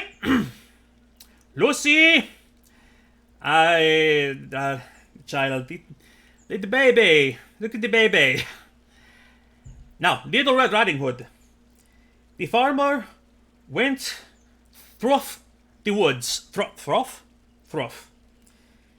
And it began to rain, and he developed a cow. A cow. Coo? Who? But he was thrifty, and so he got out his tools, a saw, and he cut down a bough. A bough from a tree. A bough? A bough? A branch. A bough. A bough. After working so hard, his hands became very raw. You know, you could think of like, I mean, if you speak English at all, at any level, you can think of a bajillion different examples of that, because it's tough. But that ambiguity is natural to language acquisition and development as a whole. It's just a natural way of speaking. Because you have to do it, because it's just necessity. It's easier to say a word one way and pronounce it differently. It's why there's an entire like genre of Vine. I've been watching a lot of Vines on YouTube lately. Those are all my recommendations. You know, thank you, algorithm. Perfect example. Not even like as a joke. Resume game, options, save and quiat. Like these spellings are all to do two things. One, make it easy for the speaker to know how they're pronounced, and two, retain the information in the word. Like, show the fewest numbers of letters to represent a word. Like, say, quit. Actually, let's focus on quit, because I think this should be a wonderful... and this would be the ticking timer. I've been talking a lot about a lot of different topics. I hope I've been making sense. Quit. In English, spelled Q-U-I-T. But it's pronounced K-U-I-T. K-U-I-T. So, 4 basic sounds. Which makes sense if you read them. So, K-U-I-T. So, 2 vowels, 2 consonants. Perfect example. The Q, k, that's a plosive. You know the reason why so many microphones have like little things with like a bit of cloth, a filter in front of them? That is called a pop filter. Because a pop filter, if you say anything that blows up at the front of your lips, at the labial region, at the at your lips, so your B's, your P's, like if you speak a language from the Indian subcontinent, Hindi, Sanskrit, Gujarati, Bengali, Urdu, they speak very much up here. So I'm not going to do a racist accent. I've started watching The Office recently, and like the racist thing that Michael Scott does. I hate Michael Scott so much. For so many reasons, but like in the first season, there's a scene between him and Mindy Kaling where he like tries to promote office diversity by doing the thing where like they put cards on their foreheads and people have to guess what they are, but the things that he wrote down are all different races, and Mindy Kaling comes into the room not knowing what's going on, not even with a card on her head, and Michael Scott just starts doing Apu from The Simpsons. Would you like some cookie? And there's a whole documentary about that, which you've probably heard. It's been really pretty well publicized, about the character of Apu from The Simpsons. I'm blanking on the name of the comedian, but props to him. It's a documentary where he interviews some of the leading Desi voices in entertainment today, and academics, politicians, public figures, all from that region of the world who've had to deal with Apu, because he was voiced, to bring it back full circle, by a professional voice actor who, for his job, has to distinguish between a lot of different characters. It's Hank Azaria, I believe, is the voice actor on The Simpsons. And so when he's doing Apu, thank you, come again, he's doing a lot of, he's speaking in his voice because Indian accents, if you're from that region, I believe, I don't speak any Hindi or Sanskrit or anything, but I do know how to say India in Hindi, which is like, pardon my Hindi, Bharat, Bharat, Bharat. It's somewhere between Baha and Pa. It's somewhere between a B, a P, and an H. It's like this triangle somewhere in there, and it's really hard for me and a lot of people from Europe, or really anywhere, to pull off. But it is very easy to do. If you come from that region, if you grew up speaking it, who's a mainstream, chat, help me out. Who's a mainstream, list some mainstream Desi, celebrities, like, anyone, YouTubers, politicians, Mindy Kaling, I do have, like, friends from India and Pakistan, and that whole region, I don't watch that, I can't really haven't watched a lot of Mindy Kaling, I'm trying to think of what have I been watching recently, but, let's see, okay, let's just go with Apu, because you can work backwards from there. If you're doing Apu, if you work on The Simpsons, and you're doing many characters, as is the case for many, different shows that are voice acted, many animated shows, let's say a character like Rick, or you stereotype it to something that you can do from to get not only to like do the voice, but to get into character and to get into voice placement.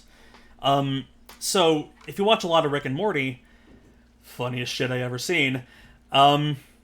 Both Rick and Morty have versions of a stutter. Like it's a speech impediment. It's a speech impediment. Porky Pig. Rick and Morty. Now Rick and Morty, they both have this thing, but they place it in different vocal registers. So Rick, speaks up here, like he's doing Justin Roiland, who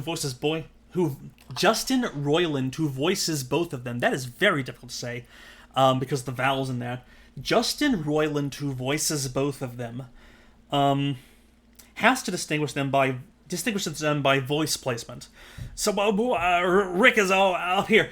I don't know. Morty is like way up in like back here, not in the throat, but like in the skull. I haven't really talked about the skull rest area yet, but you can just talk about here. Like, if you ever talk about like, if you ever do like kids, if you're doing a kid voice, like this is where kids speak, and it's because like not only they don't know, because like in English, like when you're asking a question, it's up here, and it needs to look a really whiny character. I don't know, Rick. I can't talk to my girlfriend.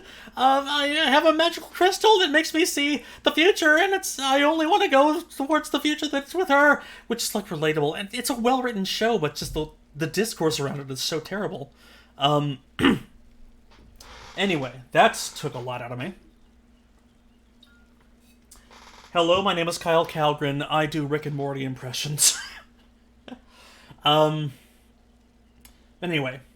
the people that they're doing, the actors that they're doing impressions of, Christopher Lloyd, and,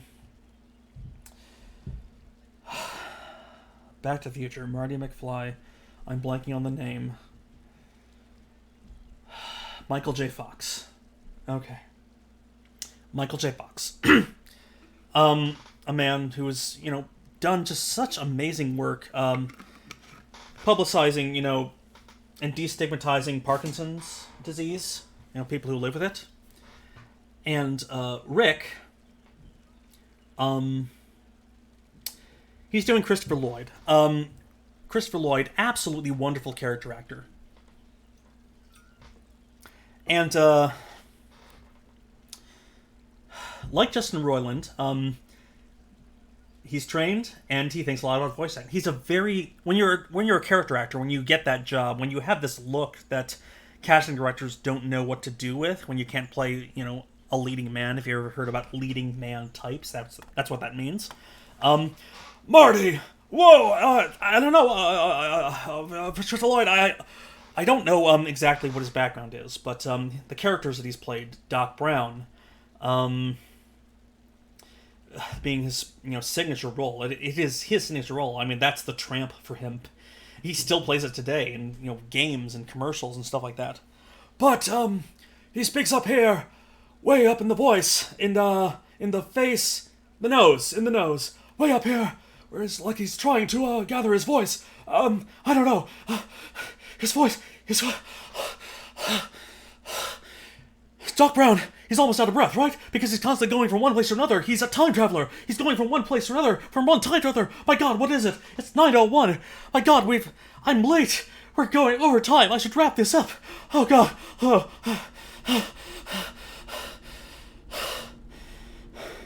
So breath, acting. Great Scott! Okay, Great Scott, the catchphrase. Thank you, chat. Doc Brown is a maniac. Like, by design. It's an archetype. It's a well-established archetype. I gotta breathe. Wow. Whew.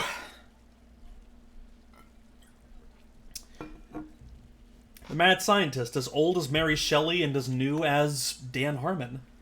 And I listened to Dan Harmon's podcast because Community. I loved Community before I was a fan of Rick and Morty. And if you listen to Dan Harmon speak, very intelligent man, very well-spoken man. And he stammers a lot. It's part of his podcast, and honestly, part of the reason I've been doing this podcast. He has some Harmontown, very good podcast that is about how bad of a person Dan Harmon is. So it works that way. I haven't listened to it in a while, for reasons, but it might be worth going back to. But anyway, Dan Harmon has a stammer. Dan Harmon has a stammer. There's a phrase. Dan Harmon has a stammer. That's a hum. It's like, that's a dental resonator, like in the teeth. It's the reason that you hum. If your face is closed, if your mouth is closed, and like say if you're doing the thinking pose, if your head is resting in your hand and you need to voice a thought, but you can't open your mouth.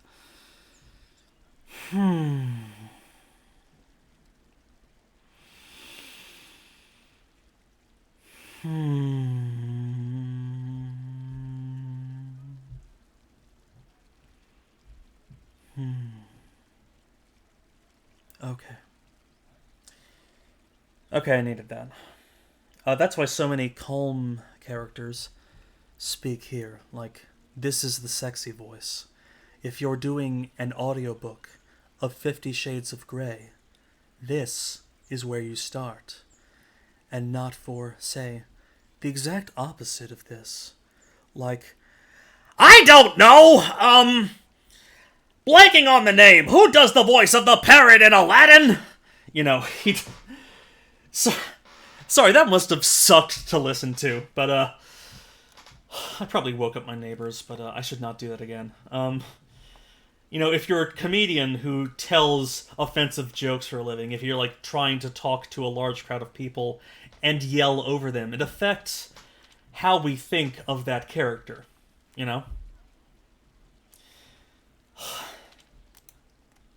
I'm very tired. I need to go to bed. It is 9:05. But anyway, back to Rick and Morty. Rick, mad scientist. Rorty, helpless kid. They're both running around confused. And they're both, in their own way, from marginalized communities. Like, they're both from communities. Everyone is from a community in some way. No, anywhere on the planet. Morty's, like, I guess the name... Like, I'm trying to think. The name Morty is, Yiddish. Or, so many writers come from, families of Jewish immigrants, and Yiddish is probably what their parents, if not their grandparents or great-grandparents spoke. So those ticks, like, got passed down from them. So, Yid, or some Yiddish words. Schmooze, schlep, spadoinkle, Shrek, like like the sh sound. Sound. Sean Connery speaks here. He speaks here because he's a kid, and it's up here because he's a kid, and his vocal cords haven't really developed yet, and so you're working voice muscles because you don't know what to do. It's like you're almost crying, and so it's very easy for him to cry in episodes. So the character and voice on stage, as in real life, that's defined by habit. And where was I? And Rick. Rick is a mad scientist, defined by, gathering his thoughts. He knows too much. He's smart, by definition. And if you're smart, there's a book called The Drama of the Gifted Child, which I've leafed through but haven't really, internalized yet.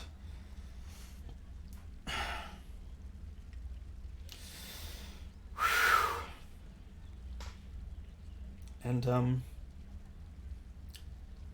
when you grow up like that, knowing too much and not knowing how to develop it, anxiety sets in, really. And, let's see, Rick, I don't know, bringing it back full circle, Richard. I mean, a really, really common European name, but, so common in European cultures. Like, let's see, Richard in English, but the Riccardo in Italian. Like, one of my dad's close friends, and one of my close friends, his family last name, is Italian, but his first name is Richard. It's pronounced with an American accent, with the, those R's, those distinctive American R's.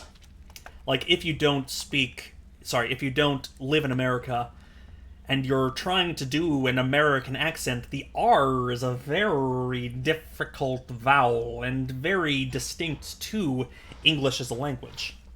Like, if you're from Spain or Portugal. Like, say you're coming from Rio de Janeiro to New York, and you need to find, you need a date. You're going on a date. It's very difficult for you to say to your date, do you know a good restaurant? You know what I mean? Linguists call that rhoticizing, and it varies throughout English. Like, some English accents have it rhoticized, some don't. Like Harry Potter, the scene where Harry meets Hagrid. Hagrid says, "You're a wizard, Harry." And Harry, Hagrid's, working class. He's been poor most of his life. He lives most of his life alone, and talking with other people who don't necessarily have means or education, who don't have access to the kind of media that's, like, standardized. Harry, rich kid, famously, like, super rich, bank vaults full of stuff, and he lives in London. I don't know exactly where Privet Drive is in London, but it's like a suburb or something. But so he speaks with he speaks with received pronunciation up here, up in his teeth, in the tongue. Actually, tying it back to Hamlet, Hamlet's advice to the actors. He's telling them how to act in English. Speak the speech trippingly on the tongue. Those things, like the trilled R, the plosive, the aspirated plosives, those are all features of received pronunciation. So Harry and Hagrid meeting is like this class distinction. And it always was, but, if you're voice acting it, you gotta think about these things. So, you're a wizard, Harry. You've made a mistake. I can't be a wizard. I can't go to wizarding school. I can't go to Hogwarts and learn about magic from Severus. Not Severus. I'm American, I would say it's Severus. But Severus. Just those subtle accents, those subtle, changes between from just one vowel to another, one consonant to another. It's constant, and it's subtle, and it's based entirely on where it comes from. And back to Rick and Morty.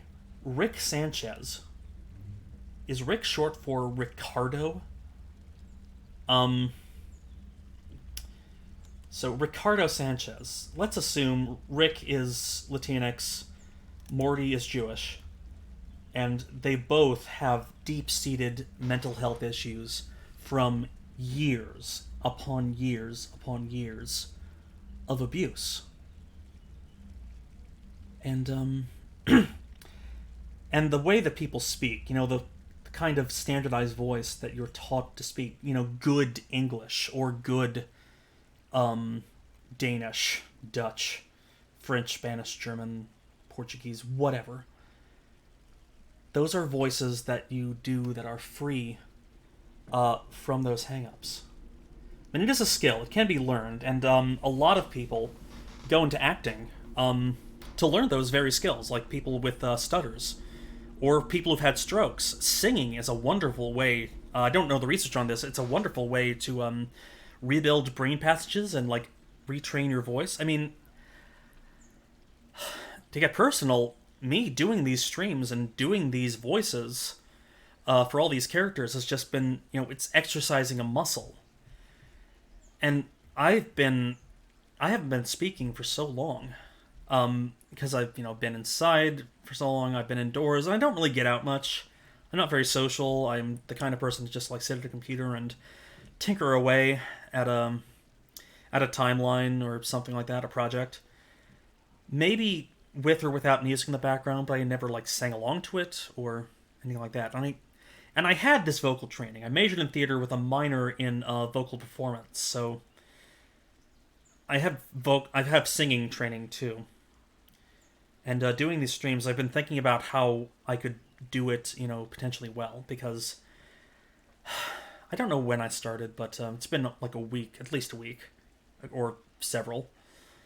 It's just so all this knowledge that I knew but didn't think about or apply is just coming back to me. So it's just doing it, finishing the hat, Sondheim reference, which I've been listening to. I've been listening to music, and Sondheim has been just making me cry myself to sleep for the last couple of weeks. In a joyous way, in a happy way. So I'm okay. I am okay in a very exhausting way because I had an epiphany. The way that we prioritize certain accents over another, it filters in just so many avenues of everyday speech and communication, and it applies to everything. Talking with someone else in person, over the phone, in text, on social media, in writing, in song, in game design, in UI design, in architecture. I've been watching a documentary on Netflix about design. That's just interviews with different professional designers from different backgrounds. It is just a wonderful, calming, inspiring watch if you need just to be okay. But the realization I had was that I was born in Washington.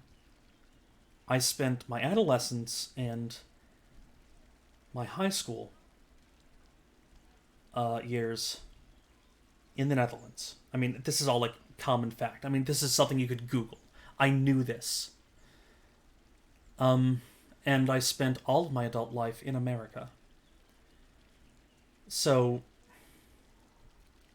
that combination of that move, that we call it third culture kids when you grow up with it, because it's true for a lot of people.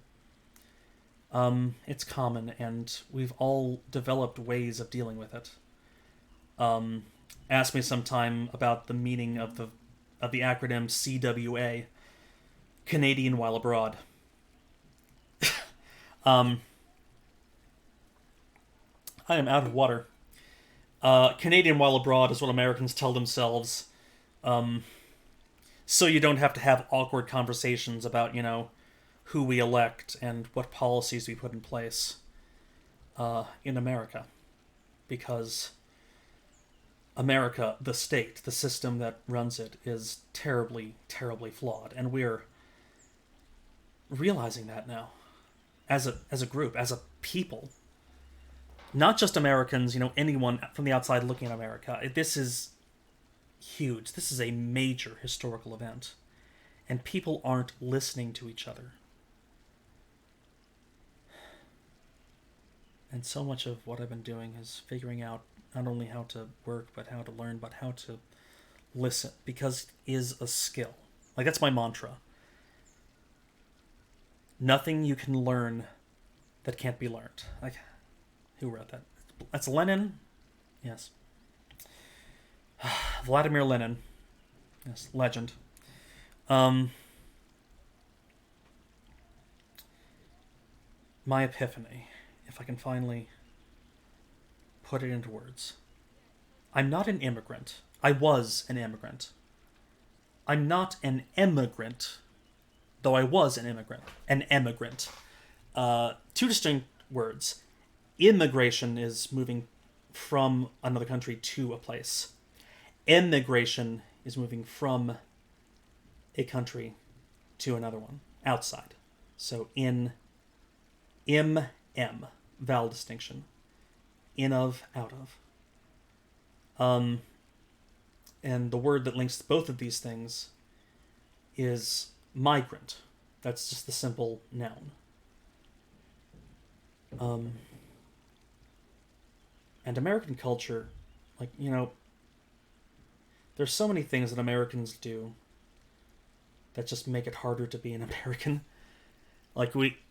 There's an American, way of talking about things, like hustle, daily grind, wake up and grind, whistle while you work is the thing that made Walt Disney his first $1 million. Somebody fact check that, but it's got to be at least partially true. And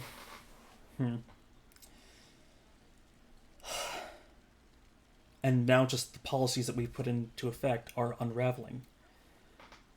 And we're not used to thinking of America as a foreign country. But it is.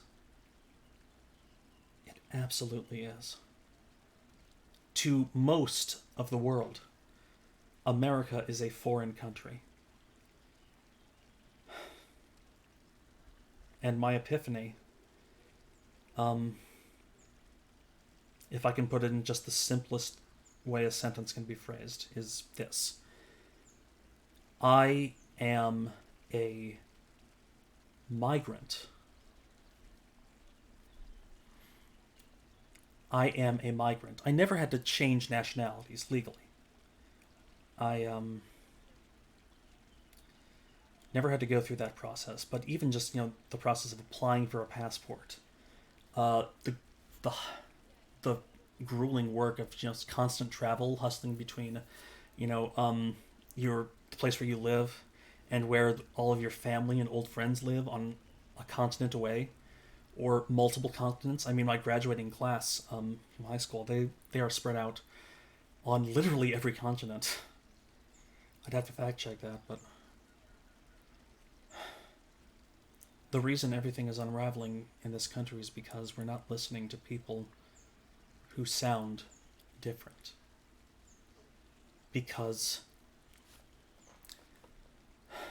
when you're calm, when you're collected, when you are talking in a soothing voice, your breath is low, and your voice is spoken right on the voice box. And this is a calm voice, but if you're panicking, if you have so many things going on at once, if you're just thinking about all the things that you have to get done from sun up to sundown, if you're watching a clock, if you have appointments to keep, if you have miles to go before you sleep, your breath is quick, and, just... you struggle to find the words. And the people who are angry, the people who are disgusted, the people who are afraid, aren't being heard. And also, it comes into this. Let's see, going back to Rick and Morty. Oh, I don't know. Let's see. Okay, that's my Rick and Morty. No, okay, that's like the Morty phonology. No, I don't know what's up here. Nasal, whiny, scared. Morty is afraid. Morty is afraid and a child and from a marginalized community and, suffering from deep-seated mental health issues. And if you say things, true things that you could easily, look up and Google and, write down just simple facts, it's really hard. And, Rick, the guy who knows too much, who can do too much if he's, done the work, if he knows a lot, but still knows that something is terribly wrong, that something has to be fixed. If he's constantly exhausted, if he's pushed up there, you can't, if you're up here, you're speaking with the teeth, your muscles, and your jaw's clenched, it just tightens up your entire vocal thing, so I can't actually speak back here, because everything is tense. Well, what do I do? I don't know, Morty, society is falling apart. Oh, I don't know, Rick. We need to get into the space show. I don't know if it has a name or whatever. It's just a piece of junk. Get into the house that we destroyed multiple times, and our families they don't know how to keep up with us, and we're just all so tired. Huh. Okay. And we're back. Sorry, Now, I'm okay. To let you all know, I am okay. God, I've been going for forever. What day is it? Is it Monday? It's a Monday stream. Sorry for going so long. Let's see, it's 9:23 right now. I'm fine. I'm emotionally fine. Again, to reiterate, I'm healthy, I'm happy, I'm planning for the future, I'm keeping myself busy and mentally healthy. I'm doing all these things that are just hard mental work, which I am glad to do.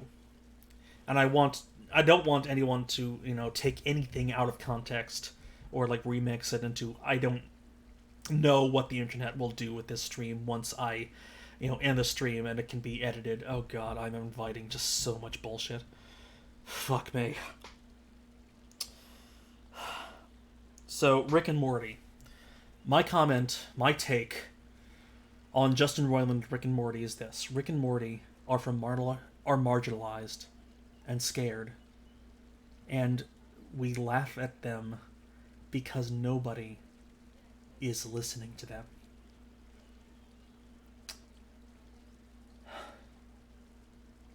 So, God. Okay. And, to wrap this up, sorry for getting so heavy. I don't know if it's, been helpful or not. I do read the comments. I don't read them real time because I can't, because I need to talk. But I do, every time I hit end stream, I do read the comments and, if not respond, but, internalize. And so if you're commenting, thank you. It means a lot. Just, spending time here. It's like having an audience, and just having an audience means so much to practice and be with people. I want to reiterate that yelling is neutral. Whispering is neutral. Speaking normally is neutral. Speaking neutral is neutral. Screaming, whining, these are all neutral things. Having an accent is neutral. Being tired is neutral. Being exhausted. You can't think of it as, an emotion that, takes hold of you and gets swept up and you, what's a good metaphor? Turn into a green monster. Trauma isn't something that happens to you and you internalize it and, devote your life and your material goods and all of your work to fixing this problem that you could not solve when you were a child. Bruce Wayne, for example. Although so many superheroes, just through the way genres work, so many superheroes have that thing. Just superheroes are people who work too hard. You ever think about how the Hollywood Chris's sound? Why we think, abs are sexy, washboard abs? I mean, abs. A washboard ab is a tight ab. It's a tense abdominal muscle. The voice there, you're speaking up here, so someone with good posture, someone who is, has a straight spine, rib cage is floating but not still. Ow, I really need to lie down after this. Ow, ow, ow, ow. And yeah, they probably work out a lot, as I have been doing. Ow. Yeah, I really need to lie down. I've been working myself really hard. But, if you're, a Hollywood Chris, if you're a leading man type, that neutral space, that means that you know in charge. It also means that you can afford to take some time to work on yourself. And do work, that involves all the things that, a human body does. Let's make a certain mind-body distinction here. Emotions happen in the mind. Your body, your mind is your mind, and your body is your body, is what I'm trying to say. And the body, the voice in particular, it is reflective of your character, because your voice is shaped by your body in so many ways that I hope that I've been clear on. I know I've been talking about a lot, but going through my shelves and notating them, just all these thoughts in my mind, I'm getting them out. Rick and Morty are marginalized because of their mental health and also because of their ethnicity.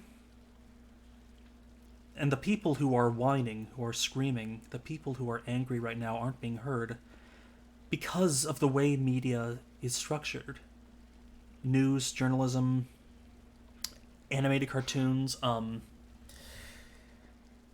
online streams, all of it is structured about the way that we hear people. We have an empathy problem. And, I don't know, I have hope. I have hope because I think we're close to figuring out some way to fix it. Anyway, it is 9:30. That is an excellent, excellent time. And an excellent place to end. I hope that I made sense. I hope that the stream was entertaining. I had a lot on my mind. Next stream, we will resume where we left off. For now, let's save and quit. We're going to overhear the I think we're doing I have of late that speech. Yeah, the chat, everything I talked about. Thank you so much for listening. Thank you for showing up. Our schedule is Mondays, Wednesdays, and Fridays at 7 p.m. Eastern Standard Time. Be there or be, a person. Whatever you do whatever you do to take care of yourself. But, taking care of yourself means working, but it also means resting when you have to. Eat when you're hungry. Stop when you're full. Wash, dry, bathe, clean, cook, do dishes. Just do both of those things. Expand and retract. It's why you breathe. Because if you think of everything just as breath, as a binary, as a simple binary that everything can go between, it's a lot easier to manage and simplify. Edgelords, the reason they collect swords, like Hamlet in this game, he has a little rapier by his side, and like this version of Hamlet definitely would collect swords at like Ren fairs and online. Like he probably owns at least a broadsword. But then again, he is European royalty, so owning multiple weapons, multiple antique weapons, might be just normal for him. But anyway, the sword in the tarot deck traditionally has represented knowledge. So any card that you get with the suit of swords represents some way, some event in your life that will help you reorganize the way that you think about the world. But anyway, I have a lot to say about Hamlet in a lot of different ways. In the sword fighting aspect, in the botanical aspect, in the interpersonal aspect, in the dramatic aspect. I really hope that I'm not repeating myself, because I am doing this regularly. So, chat, thank you. Again, thank you for showing up. I know I'm saying thank you for a lot, but I mean it. It helps me keep my thoughts straight and make sure that I'm not, just rambling alone in a room.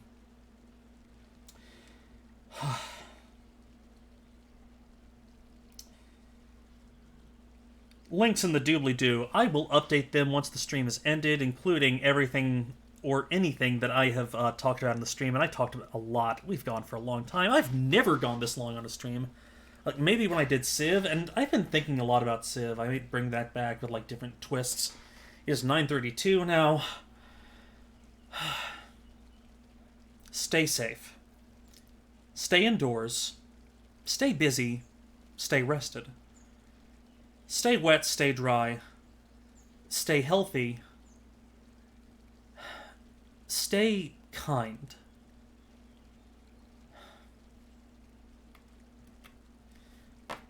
Trans rights, Bernie 2020. I know he's dropped out. It's heartbreaking, but hope is unkillable. You gotta keep it alive somehow. So just saying it, even if it's not feasible, just saying it is therapeutic. Trans rights, Bernie 2020. Death to fascism. Good night. Exeunt omnes.